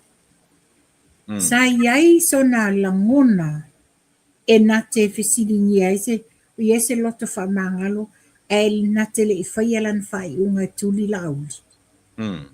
O le fesili na lo te fesili ia te auia. Ona le mafua anga wala ina o fisiringia tūlanga lea. Pe ona sauno manino la auli i lana press conference muli. Le whapea, i le fono mua na wabatu le tusi, e tolu options sa mai a te ia. Yeah. O le step down temporarily, o le whamawai, pe o le atuli. Vai. Le lana o lola i na wafongo le caucus. Apparently, na mua fongo le cabinet. Na i o la le kabineta, e tu upea to fingo la auli. O ma fono la i o le caucus, le fo na 26-3, o e la te langolangoina fa tu maupea to fingo la auli. A le tali le fionga tamai tai palmi, le itali palmi le po lea, ai fa pea mai, ta tia mai se ila fono ma la auli le ase soai. Yeah. Lea e te ila auli, wa pela le mele le au mai le to tele o isi tustala, fa pea, o le leu sta ia la auli lana avatu fa mawai temporarily. Le fa to asa no la auli, ina waluatu le la fono tanga tai au, ua le tolu options, a wanga le lua options. Yeah. O le fire, o le whamawai loa, pe o le a terminate. Le lana whapea, o whela i le option le na whapea mai, o i la ta te fsiringi ai. E alua foi whainga o whaiunga i o whai e te mai tai palimia. Very. O le whaafonga sa mua whai mai e tolu options, a le ana le o atu la auli la whailo ai. Mi fo e le se tolo le options, o le wanga le lua options. E le lana tali e la auli. Le ai la o te le whaamawai. O le ale me la o whaamawai ai, o le o te iloa le i aisa o soli tu la fono, o le nei e. So it's all up in the air. Fisiringi ai la i le whaamaoni o nei mea. E le whaingofienta whamatalaina me o lo tūlai mai. Ar tā ua lava o le tātou ta pisa i ai. Ina ia whaingofia pia o na leo wa ai tu pa ira wa mata na saulunga o le social media ia akta te tuatasi o le fast. Yeah. So te taton fo yo ia mata in tātou ngā lulu e whaatasi. Fast supporters New Zealand. Fast supporters Australia. Fast supporters America. O te wala au fo i manawha alo ia i lātou o lo ia i le matu vaenga le fast supporters nei. Ia le lātou lau. Tau ona tūla i mai i e ngā lulue mo le tapena ina. Awa tau sanga o le mea vave a tupai. O tau sanga o le pe o le emo le ata le te ia ni lava ua tūla i mai whapea. A o le wala aua i e tatu supporters. Aua ni i aisi si e vave ona alu e selo na mawhauwhau ona o mea o lo tūla i mai. Ioi. O i e te tau o na whaaloto te tele a tili ai. Ma ta pena i le ngata ina, ta pena mai sa moa i le wangwhau. Au te tau foi, o te wala au, I'm calling out tiri, ia wanga i e matu e o mai e, matana ngā ruru e mwhanga ingoi se mea, ia ai mai sa moa, au a mata o na tali atu whasapora si whafo. Ma nisi me tupai, ua a mata no te tau o na longo tatu a inga i sa moa. Longo tatu ai ngai sa mo e pei fo yon fai mo mua. Ia awa tatu te no fo ai. Ia ile tūlanga le mo a ura vai ia mo tamatai pale mia. Ele o te le tue lang ngoina. O te le tue lang ngoina. Se ia vanga na wa ia se taimi e tala noa inai le maliu o tamaisitira.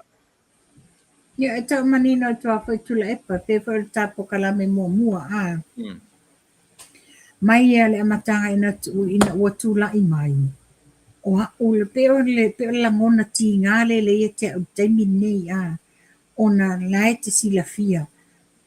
O le tangata ina ua tula i mai tātala noa tapo kalame o te whaata waina o le whaalo ma walunga sa ali ai.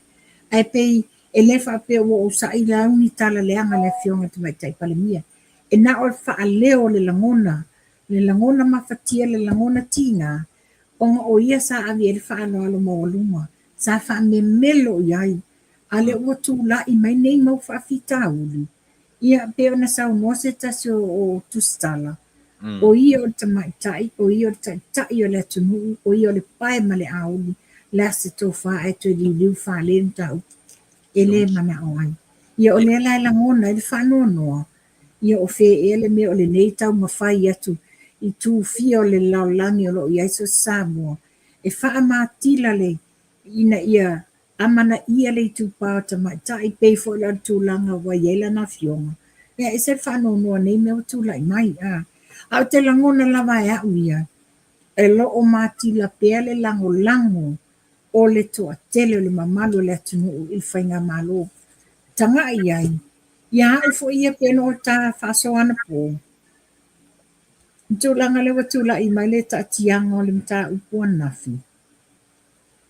E ui e lo le tūlanga na tātou mana na o ai. Ai whaafetaia ua whaafufonga Samoa i le te leo le whaale tonu le tūlai mai.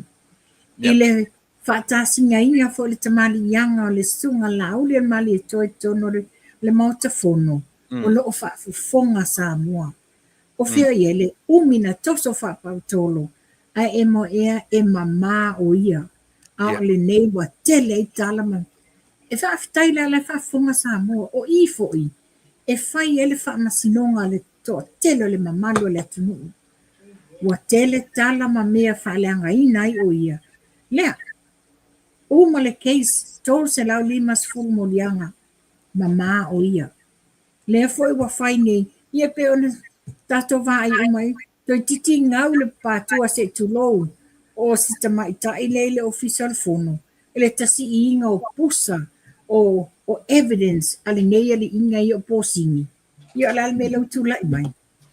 Lal me lau tūlai mai. Nga o mea pepelo, mea fau, mea tau whaaleanga. Le woi whai. Tā lofa ia lauri. Wa ui o te tonu tula epa.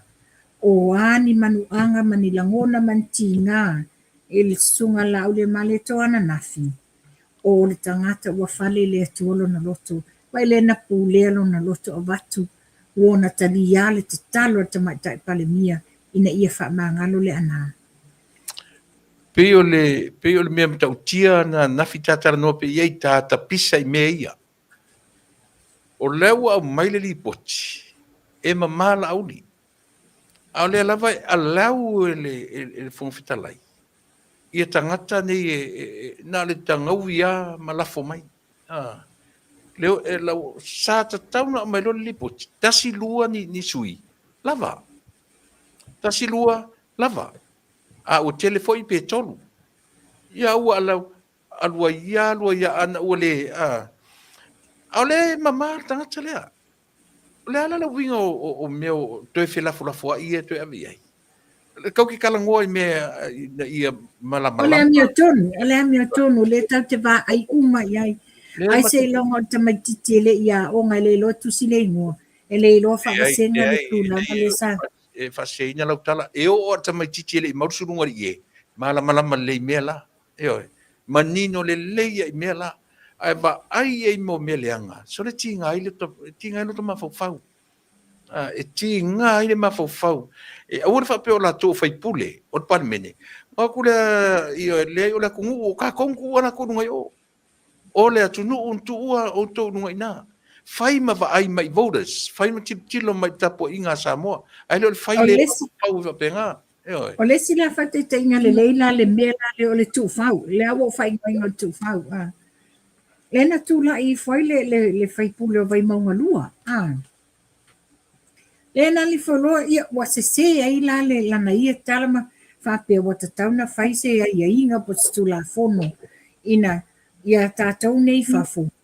Awane tātou a ia tufua I mea I Samoa. Oi, ai ngalo le tupele la fole ele remittance o lo te le tātou sao I Samoa. Ma whapea mai la le la fonga. Ia, tau ai I whasalaunga ni.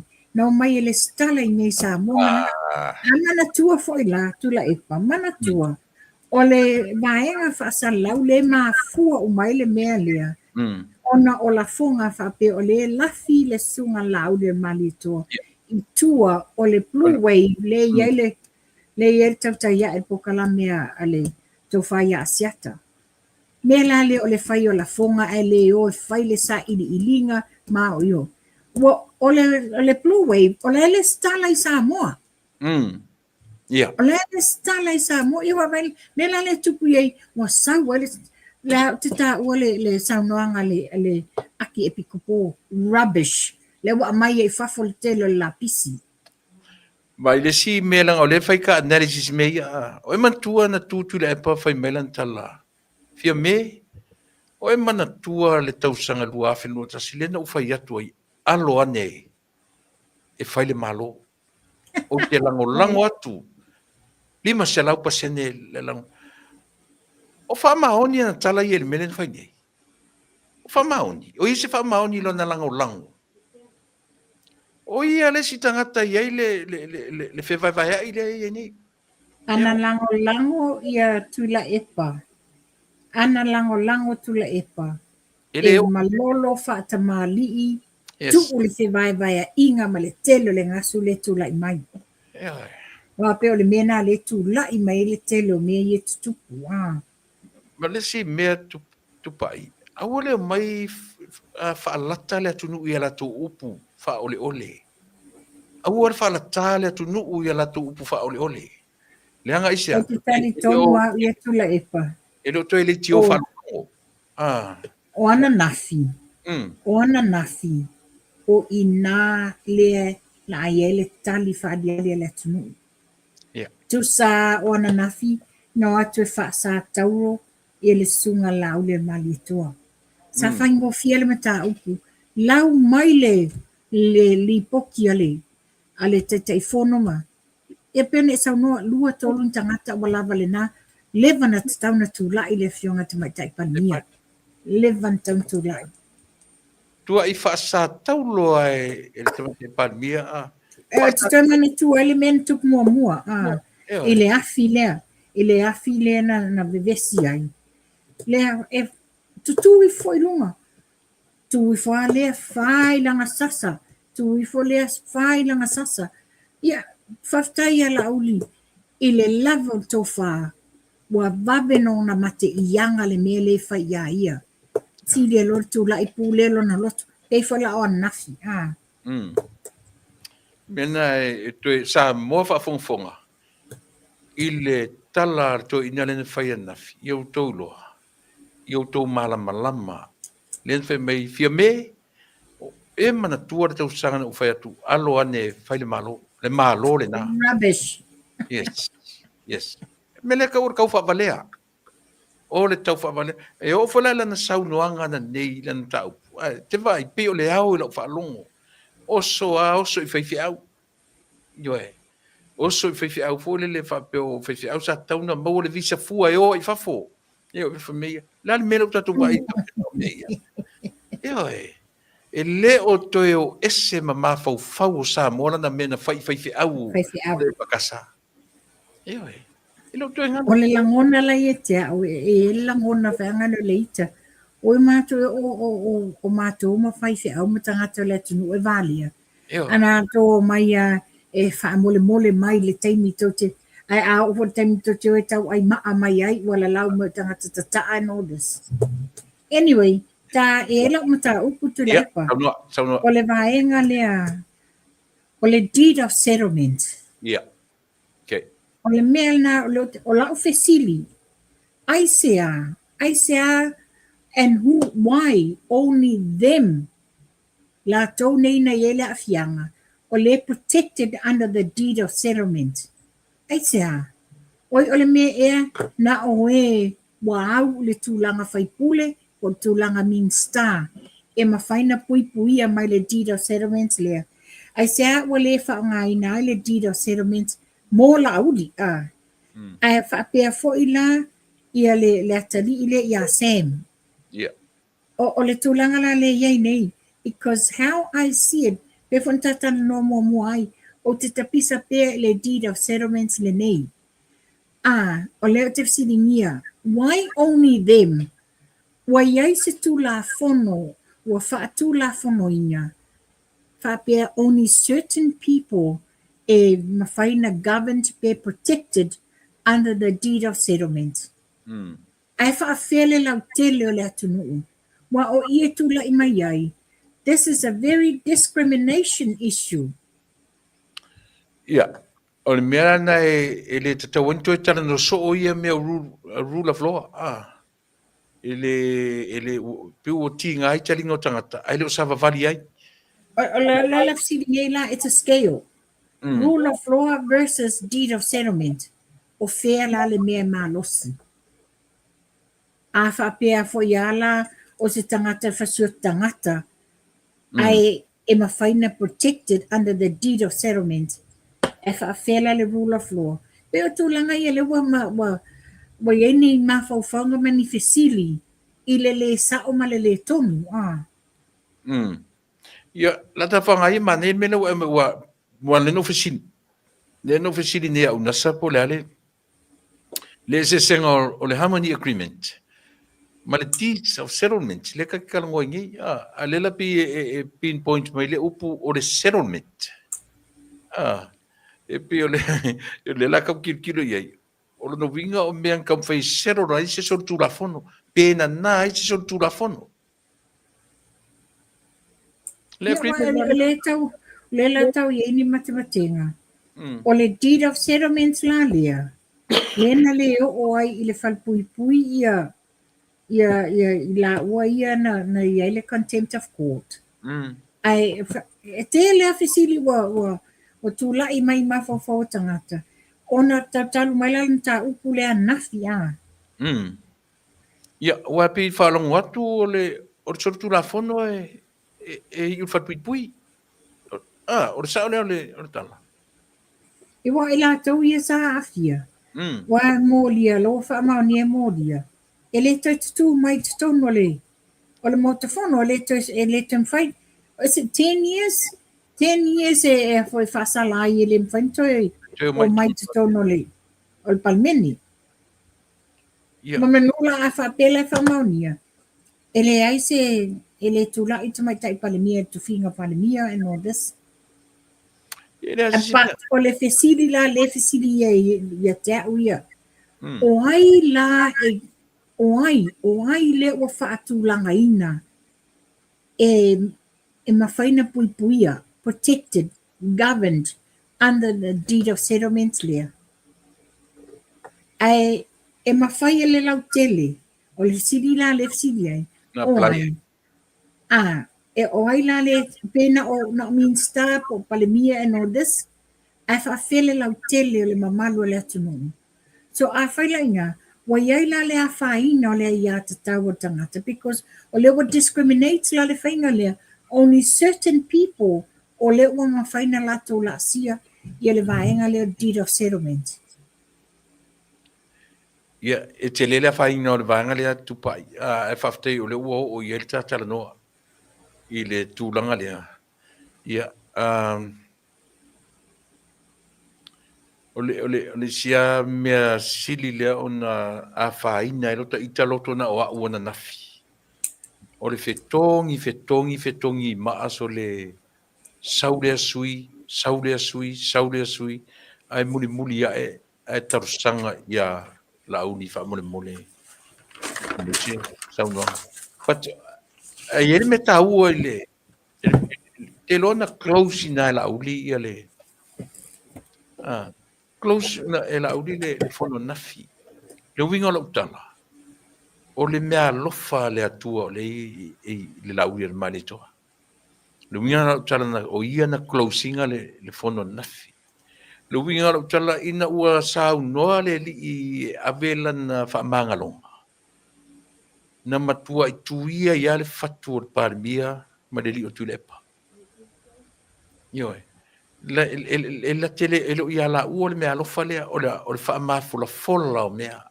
O le tala noa mai tangata, o le tau tala mai i whewhoi, i fatu o tangata, e mwhaingo fie, tu sai, in other words, la uli stole people's.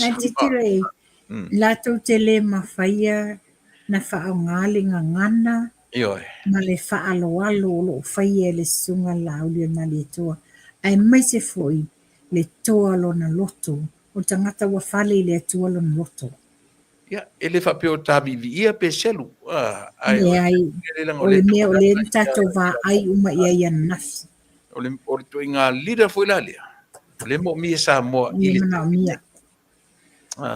to a fa rongo mela o to sa mo ele pa la ful matala noa io a o to mo te io mala au sa mo to ainga a fia langa le la wole mau tonu la tunu wa nga foi le mele tupu mai le vang fa fai wa tu ese I titania ma saito io le no mai fa tasia I to sanga ni fa le lava tatu te va ai ile mele o ana nafi le fono nafi ina ua saun langa o mata upu o le mata upu ngata ile tuan mele o le soifua fa mangalo o le ngata ile me tau fa le tua e fa mangalo ngalo o le fa mangalo na le tua a fa mangalo tatu le ai ele ngalo ya tatu e tasia le me ngalo ina wa ya tatu le lofa tau te mana tua la me a tatu te le to feitai le ala na tupu nafi me la na fa toi tupa ile tala o tou sa moa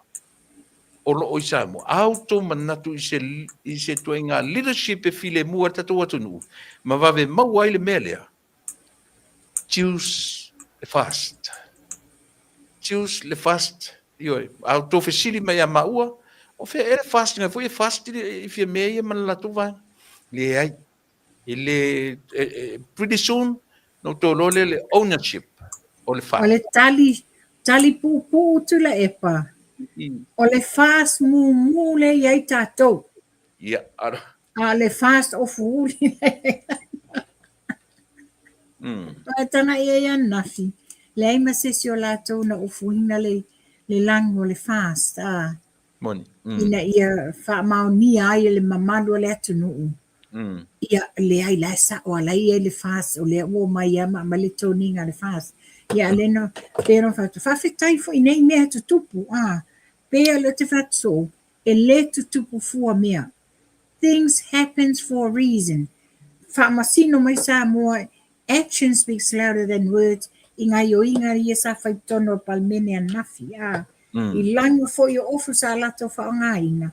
O ina ilo ai afa pia lava la moni le tane tonunga o lato lava o members o le fast. Ia e ui I loto ti ngā ma mena tutupu. Alu pe fai lau toninga o le fast e fa mami. Ala wata mai I ele o iai se lato loto.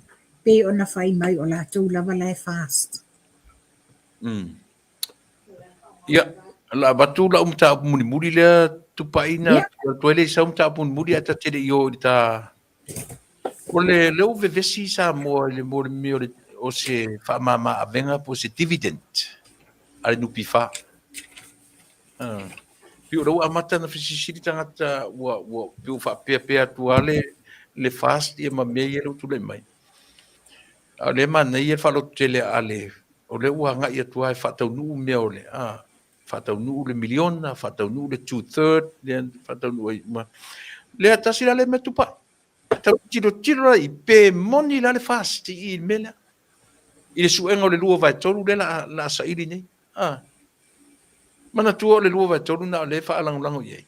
A fai ala I tu mau pe la tu fast. E malo ala fast I le to suyo tu la fono. O le dividend le na pe le wa le mau atu ia fo isa ilinga o le dividend ia o se vai meo iu lai e mau atu ai a mau tino lava e mau atu ia le dividend I se vai te pena mai e mau tinoa mo le fa mama avenga I le au la fonga le tatu nu ia pe o le wang mulina mo le ia pe a fa pe o yesi sia tapu pa Ne ai o matu le tele le mea sa mana o fa dia. Ia tau ia le ta Ia tao le ta asia. Oi le ai te le fai mai tanga tan fai ni ona na fisa fai ai le afo sa fai ai le fa alo longa I fo le ngo O ia le fionga la ulu. ona na fi ai pe uma nei mali to Oh. o mai tanga te lunga ona nei sa fai ai fa alo longa mali to te le mata A le la fa pena la e la ilan mo na to mai parmi. Really? Le a mai tana te runga I le te vai atu I tatu. Langa ele mo so te mi te matamatai. Le fai Ya pio. wai lo fai la tu la e po te fai lo whangangi. No news is the best news. Te le fia mata I foi le fia tinga e lo loto. Yeah. Ele mo silfia pe le tatu atu nu. Yoi. Me fa folinga ia o lo fa fanga I tatu te mi nei. Ai. Na o le ola fa folinga lava. Le mea o lo o fa sila e o sa mo te mi nei. Mai le fefirma por kala me tala no I tūlanga ia. Yeah. Sa tu pai. Ya le tawa tu yele asia we se lo te mavo fau te te le fia ita nei a fiafi e uma yela wala au dio te I want to be bubbly and happy. Ya, ana ia.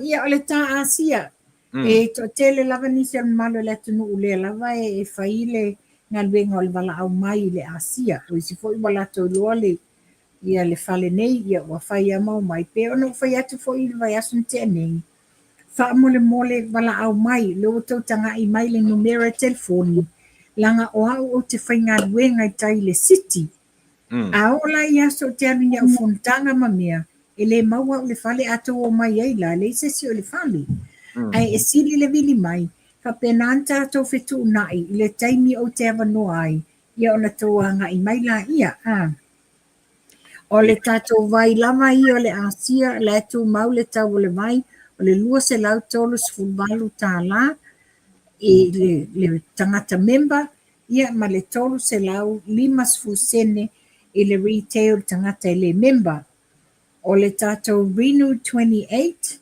e sele au ngā o le Renew 28 ia e mai se lava I lātou taim o matua vevela mātou nei aso tula epa toa I le vela nei aso I le mela le safai te whaalongo atu lo ka tino wa vevela ia le paulo le me safai o le mili le Renew 28 it really helps to cool it cools down lo te tino ia nei I'm so looking forward e whaatali le taimi e maua mai ai le Redox Gold o nai whaapea o le Redox Gold it's particularly mo meo pona iwi o tino mo I lātou e maua le mai ngongu o I lātou e ti ngā joints le arthritis o I nā le whapea o le Redox Gold is specifically for that o to tele la mamalo le tunu ua vili mai na pēr na to whafonga mai whato a maua I le aso walu o February ia o leo te whaatatali au ia tuaina maua mai se maua mai ai la sau because to telefoina isi ta mam tina matutua o le mana na o ai lai le Tato Redox Gold lea it's such a good product ia pēr na whaita watuai tele o lewa na whaia suenga saenisima professor I te tono le asia ia o wha malia ina la ingredients ina ia whaingo fie na mawai to maango tātou tangata o lo maua lea mai o le joint, I so ongo pona iwi o le ngungu, ia whapea le arthritis. Ana ia, te whamanatu mea le tātou product fau na le sau le machine fau. O le Redox Gold,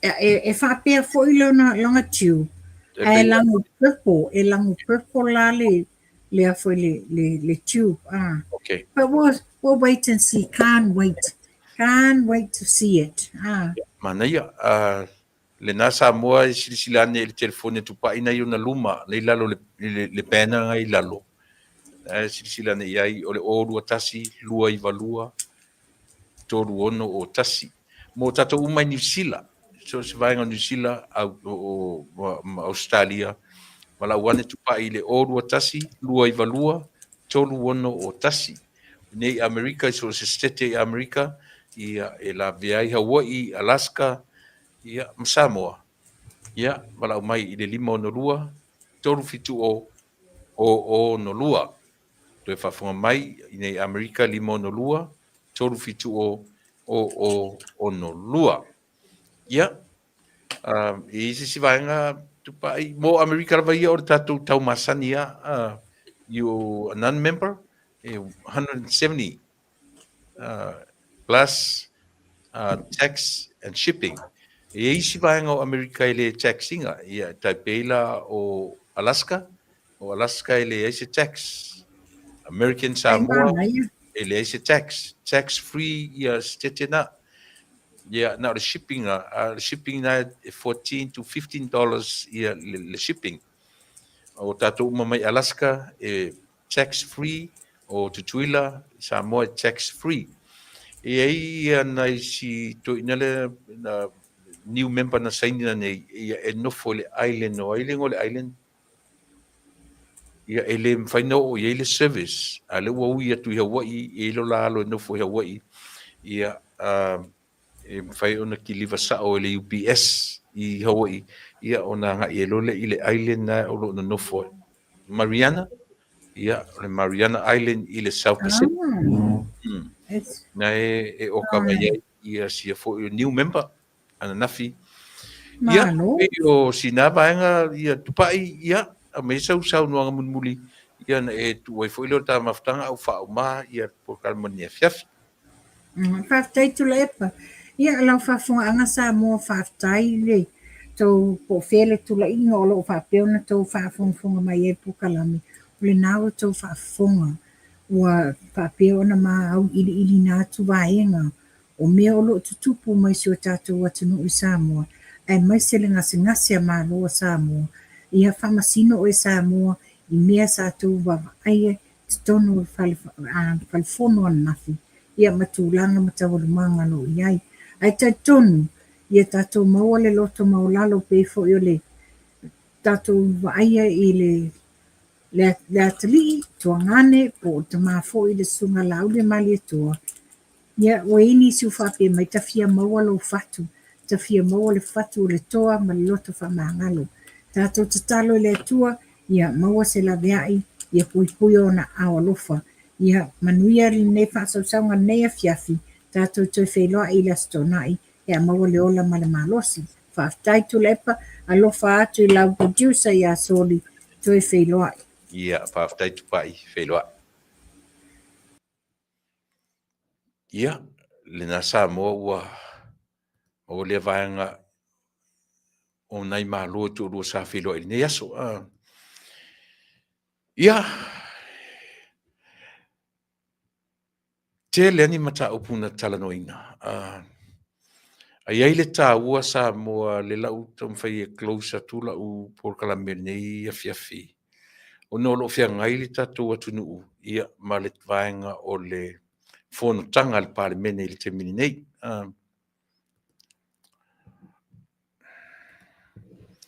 Iai mata upu na talanoina na nei, ai le te lele e senga o le fono na nei, ma le fono na nafi. O te le ulopo le pento matamata I le fono na nei, o le se senga mo mua. Mo tau le aini si matamata I le so le nei, le titi ana I tangata na matamata o na nafi. Io e tumu ana nafi. Ai, o le whaanga so longa fuila le fono na nei. It was so easy. Ele I tele ani tala vatu sapo me le sivanga, vatu sapo me le sivanga. Na wha matala role I hatato. E ia mea ia I tutonu. E le o mawhai o na ngana mai I lato ua whai mata I tai o le tato nu. Ma o le wha noa nga sili le na I lo sui to tasi na wau. E le ta e ai fua istangata. E le ta e ai fua istangata. E oe. Ua pei ale tato atunu o se atunu fo ile le te le lofa matala. A o le fono na nei peo na ufai atu. Afa peo o istangata o ina le etasi ala wa ai mea e malmlama. E oe. Ila ufai tau e a fua mai na uma le lotu tu mai lalo le fola alu atu le mea ia whaelo me toru se furu fitu ripoti talanoina. Ewe, a mata lava I ripoti e 5 ia se umi whata avale. So atu malesi whaingo fie ma le tasi ana nafi. Ana ala na whainga tā nafi ona o le tasi e a fia ai le sunga le lauli ia ale mali toa ia ole ia manatu a foi sa mo le tunu o le ua mata tapena le tatu fatutua i le tu sa mo tasi o le ua mata tapena lana la ai yata i usa fafo mata tapena le fa la wiloa mo tato mai fafo diaspora wa mata ona tatau ona e ngalue le tu ainga sa mo yo e fa matala ia me langa tele atu me le tatu tele tatu i fafo nei lo tat nei tatu ainga le o sa mo me fu na reina fa mai si tu tele o se me tu tele no le ama tu tele le sa mo man tu sa mo e sapia le ola sa mo le mon tu tongi pili ha la te enjoy life e sia la tu va ia mo me o tu langa o yo na pa wala me le ala e taeo ai inu ia tafao ai inu alu fainga luenga fa penale life o Samoa yo o tatou nei te le fainga lunga lo ele ai te le fainga lunga lo ele inu te le yo e te no fola lo la o le ese senga tele le o oi foi o tatou fafo nei ma tatou Samoa yo a tele mela tala ta Samoa nei tatou na pa wana fa ai o tau Samoa na e tau te nofo i tatou me tō tino o i nei Amerika o i nei New Zealand e te lenga lueloa nofo lalo la au me tatou nofo lalo la wala papa ale lava tau mwhai wha vanga atu se le ni lafo atu aisia mo na i tatou ai le se senga na o Samoa foi e tasi a le latou foi pitola au o lea na whenga luenga pa warme atu tongi di tax nga o tax ai alu i mo Samoa tatou fafoni e tutongi le tax i fafoni e ola i nei to e fsosane tu Samoa wa le ai am se i Samoa e tau si me sona ai ngoi fafo to tsi fi Samoa e le ai am se ai nga o Samoa a me te nofo fa pe atu to ina alu la fo se tu pe si malai America alu la fo se tu pe si teni la New Zealand le ai e le tupu lo no winga tu te whainga ruenga o tō na o tō o mātou i whafonei e le ngata ina mātou ngarunga tu tongi le taxi atu nuu nei mātou te nofoi ai to e la fuatu au tō te o te tongi tō VST tax o tō rola le se sengon mea o tō sira fiela le se sengon mea oi mena fetue o tō te pala lau vale mai a mātou whai mei mo te le lo se mea mo te atu i Samoa pe a wha pea oi o tō na o la fia le ai se rent le ai se mortgage le ai ni pili e le tutongi le mea mane mea oi nei e o i ro waru whata ele e tutongi mea uma o tupe mea uma o tātou nei Samoa e happy ama lawalo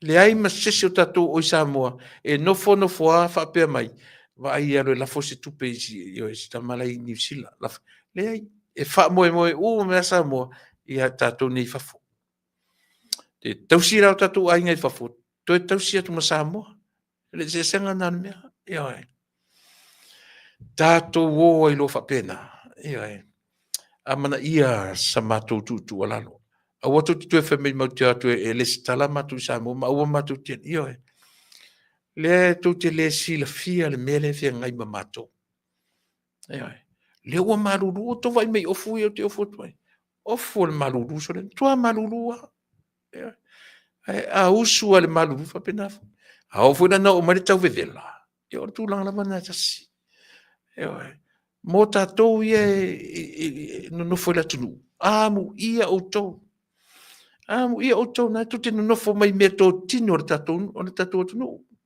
o tau sira fia ai tangata mai Samoa le pala val so mai e tau fe mai ai na saure ni Samoa la me kela koe fu Samoa kau ngai fai sau fe au fai sau me au nga o ke koe pala vale mai I mai sau oi loa le fe saure tala ia tio a fa pe na te no fu Samoa ale fa nga wili paelo fa nga me na va tu le bloketi auto o te tu te me family le nga me ia ko e ala na le nga o to lo to le nga Ioi. E ala na lea nga, lazy, pa ye.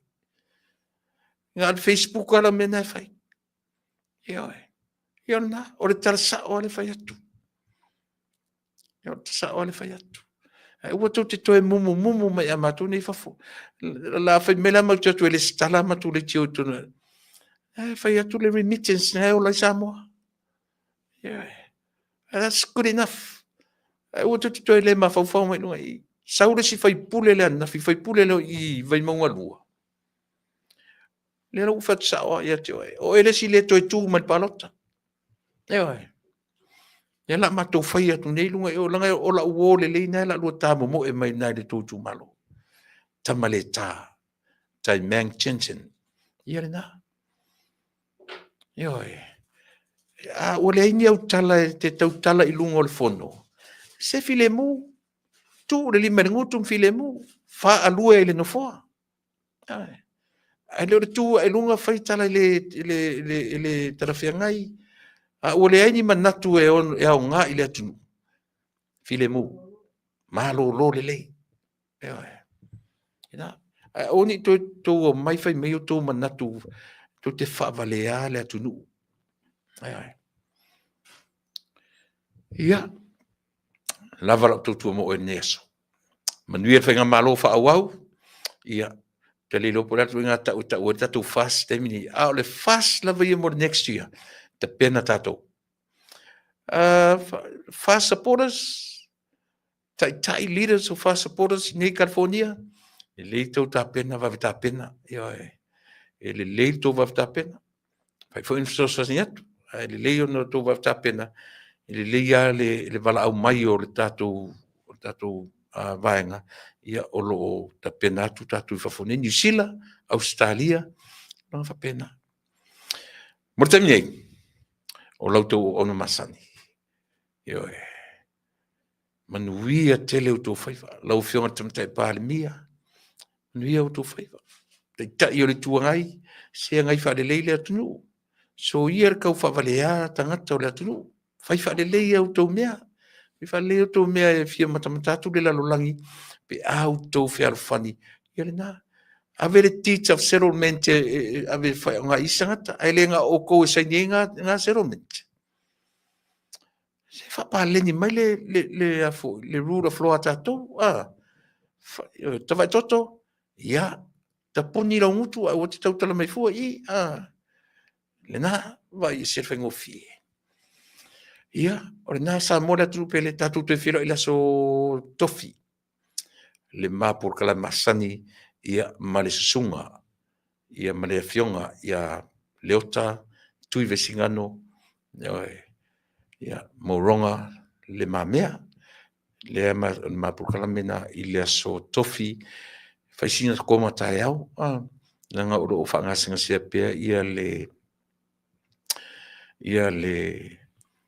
le fionga ia tau papa ia na ia la so tai au salo verse 4 ia ona atole tatu vai aso ai manevona si o ta koma tai au tatu filo ila solul la stofi pe a fina ngalo lo fale tua ta ia lo tu soifua malo wala au de termine ia lena soifua ia ma ia manuia o e Samoa le atu pele soifua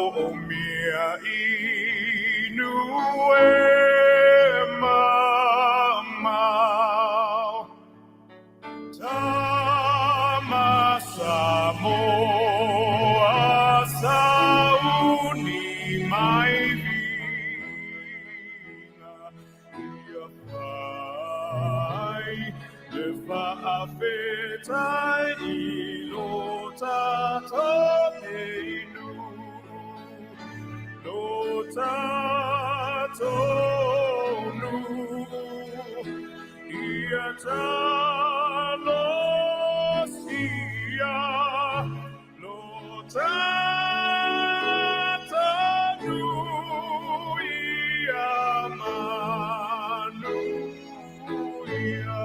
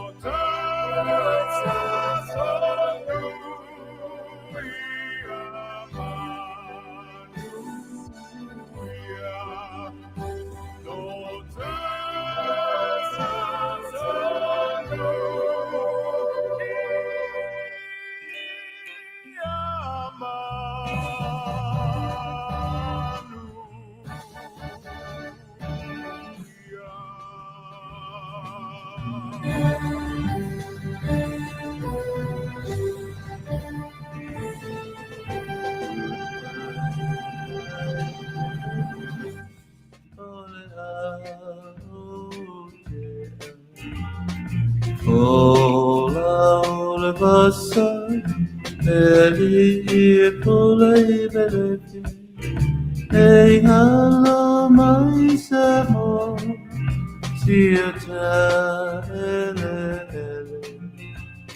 e mana tua vai pea le autase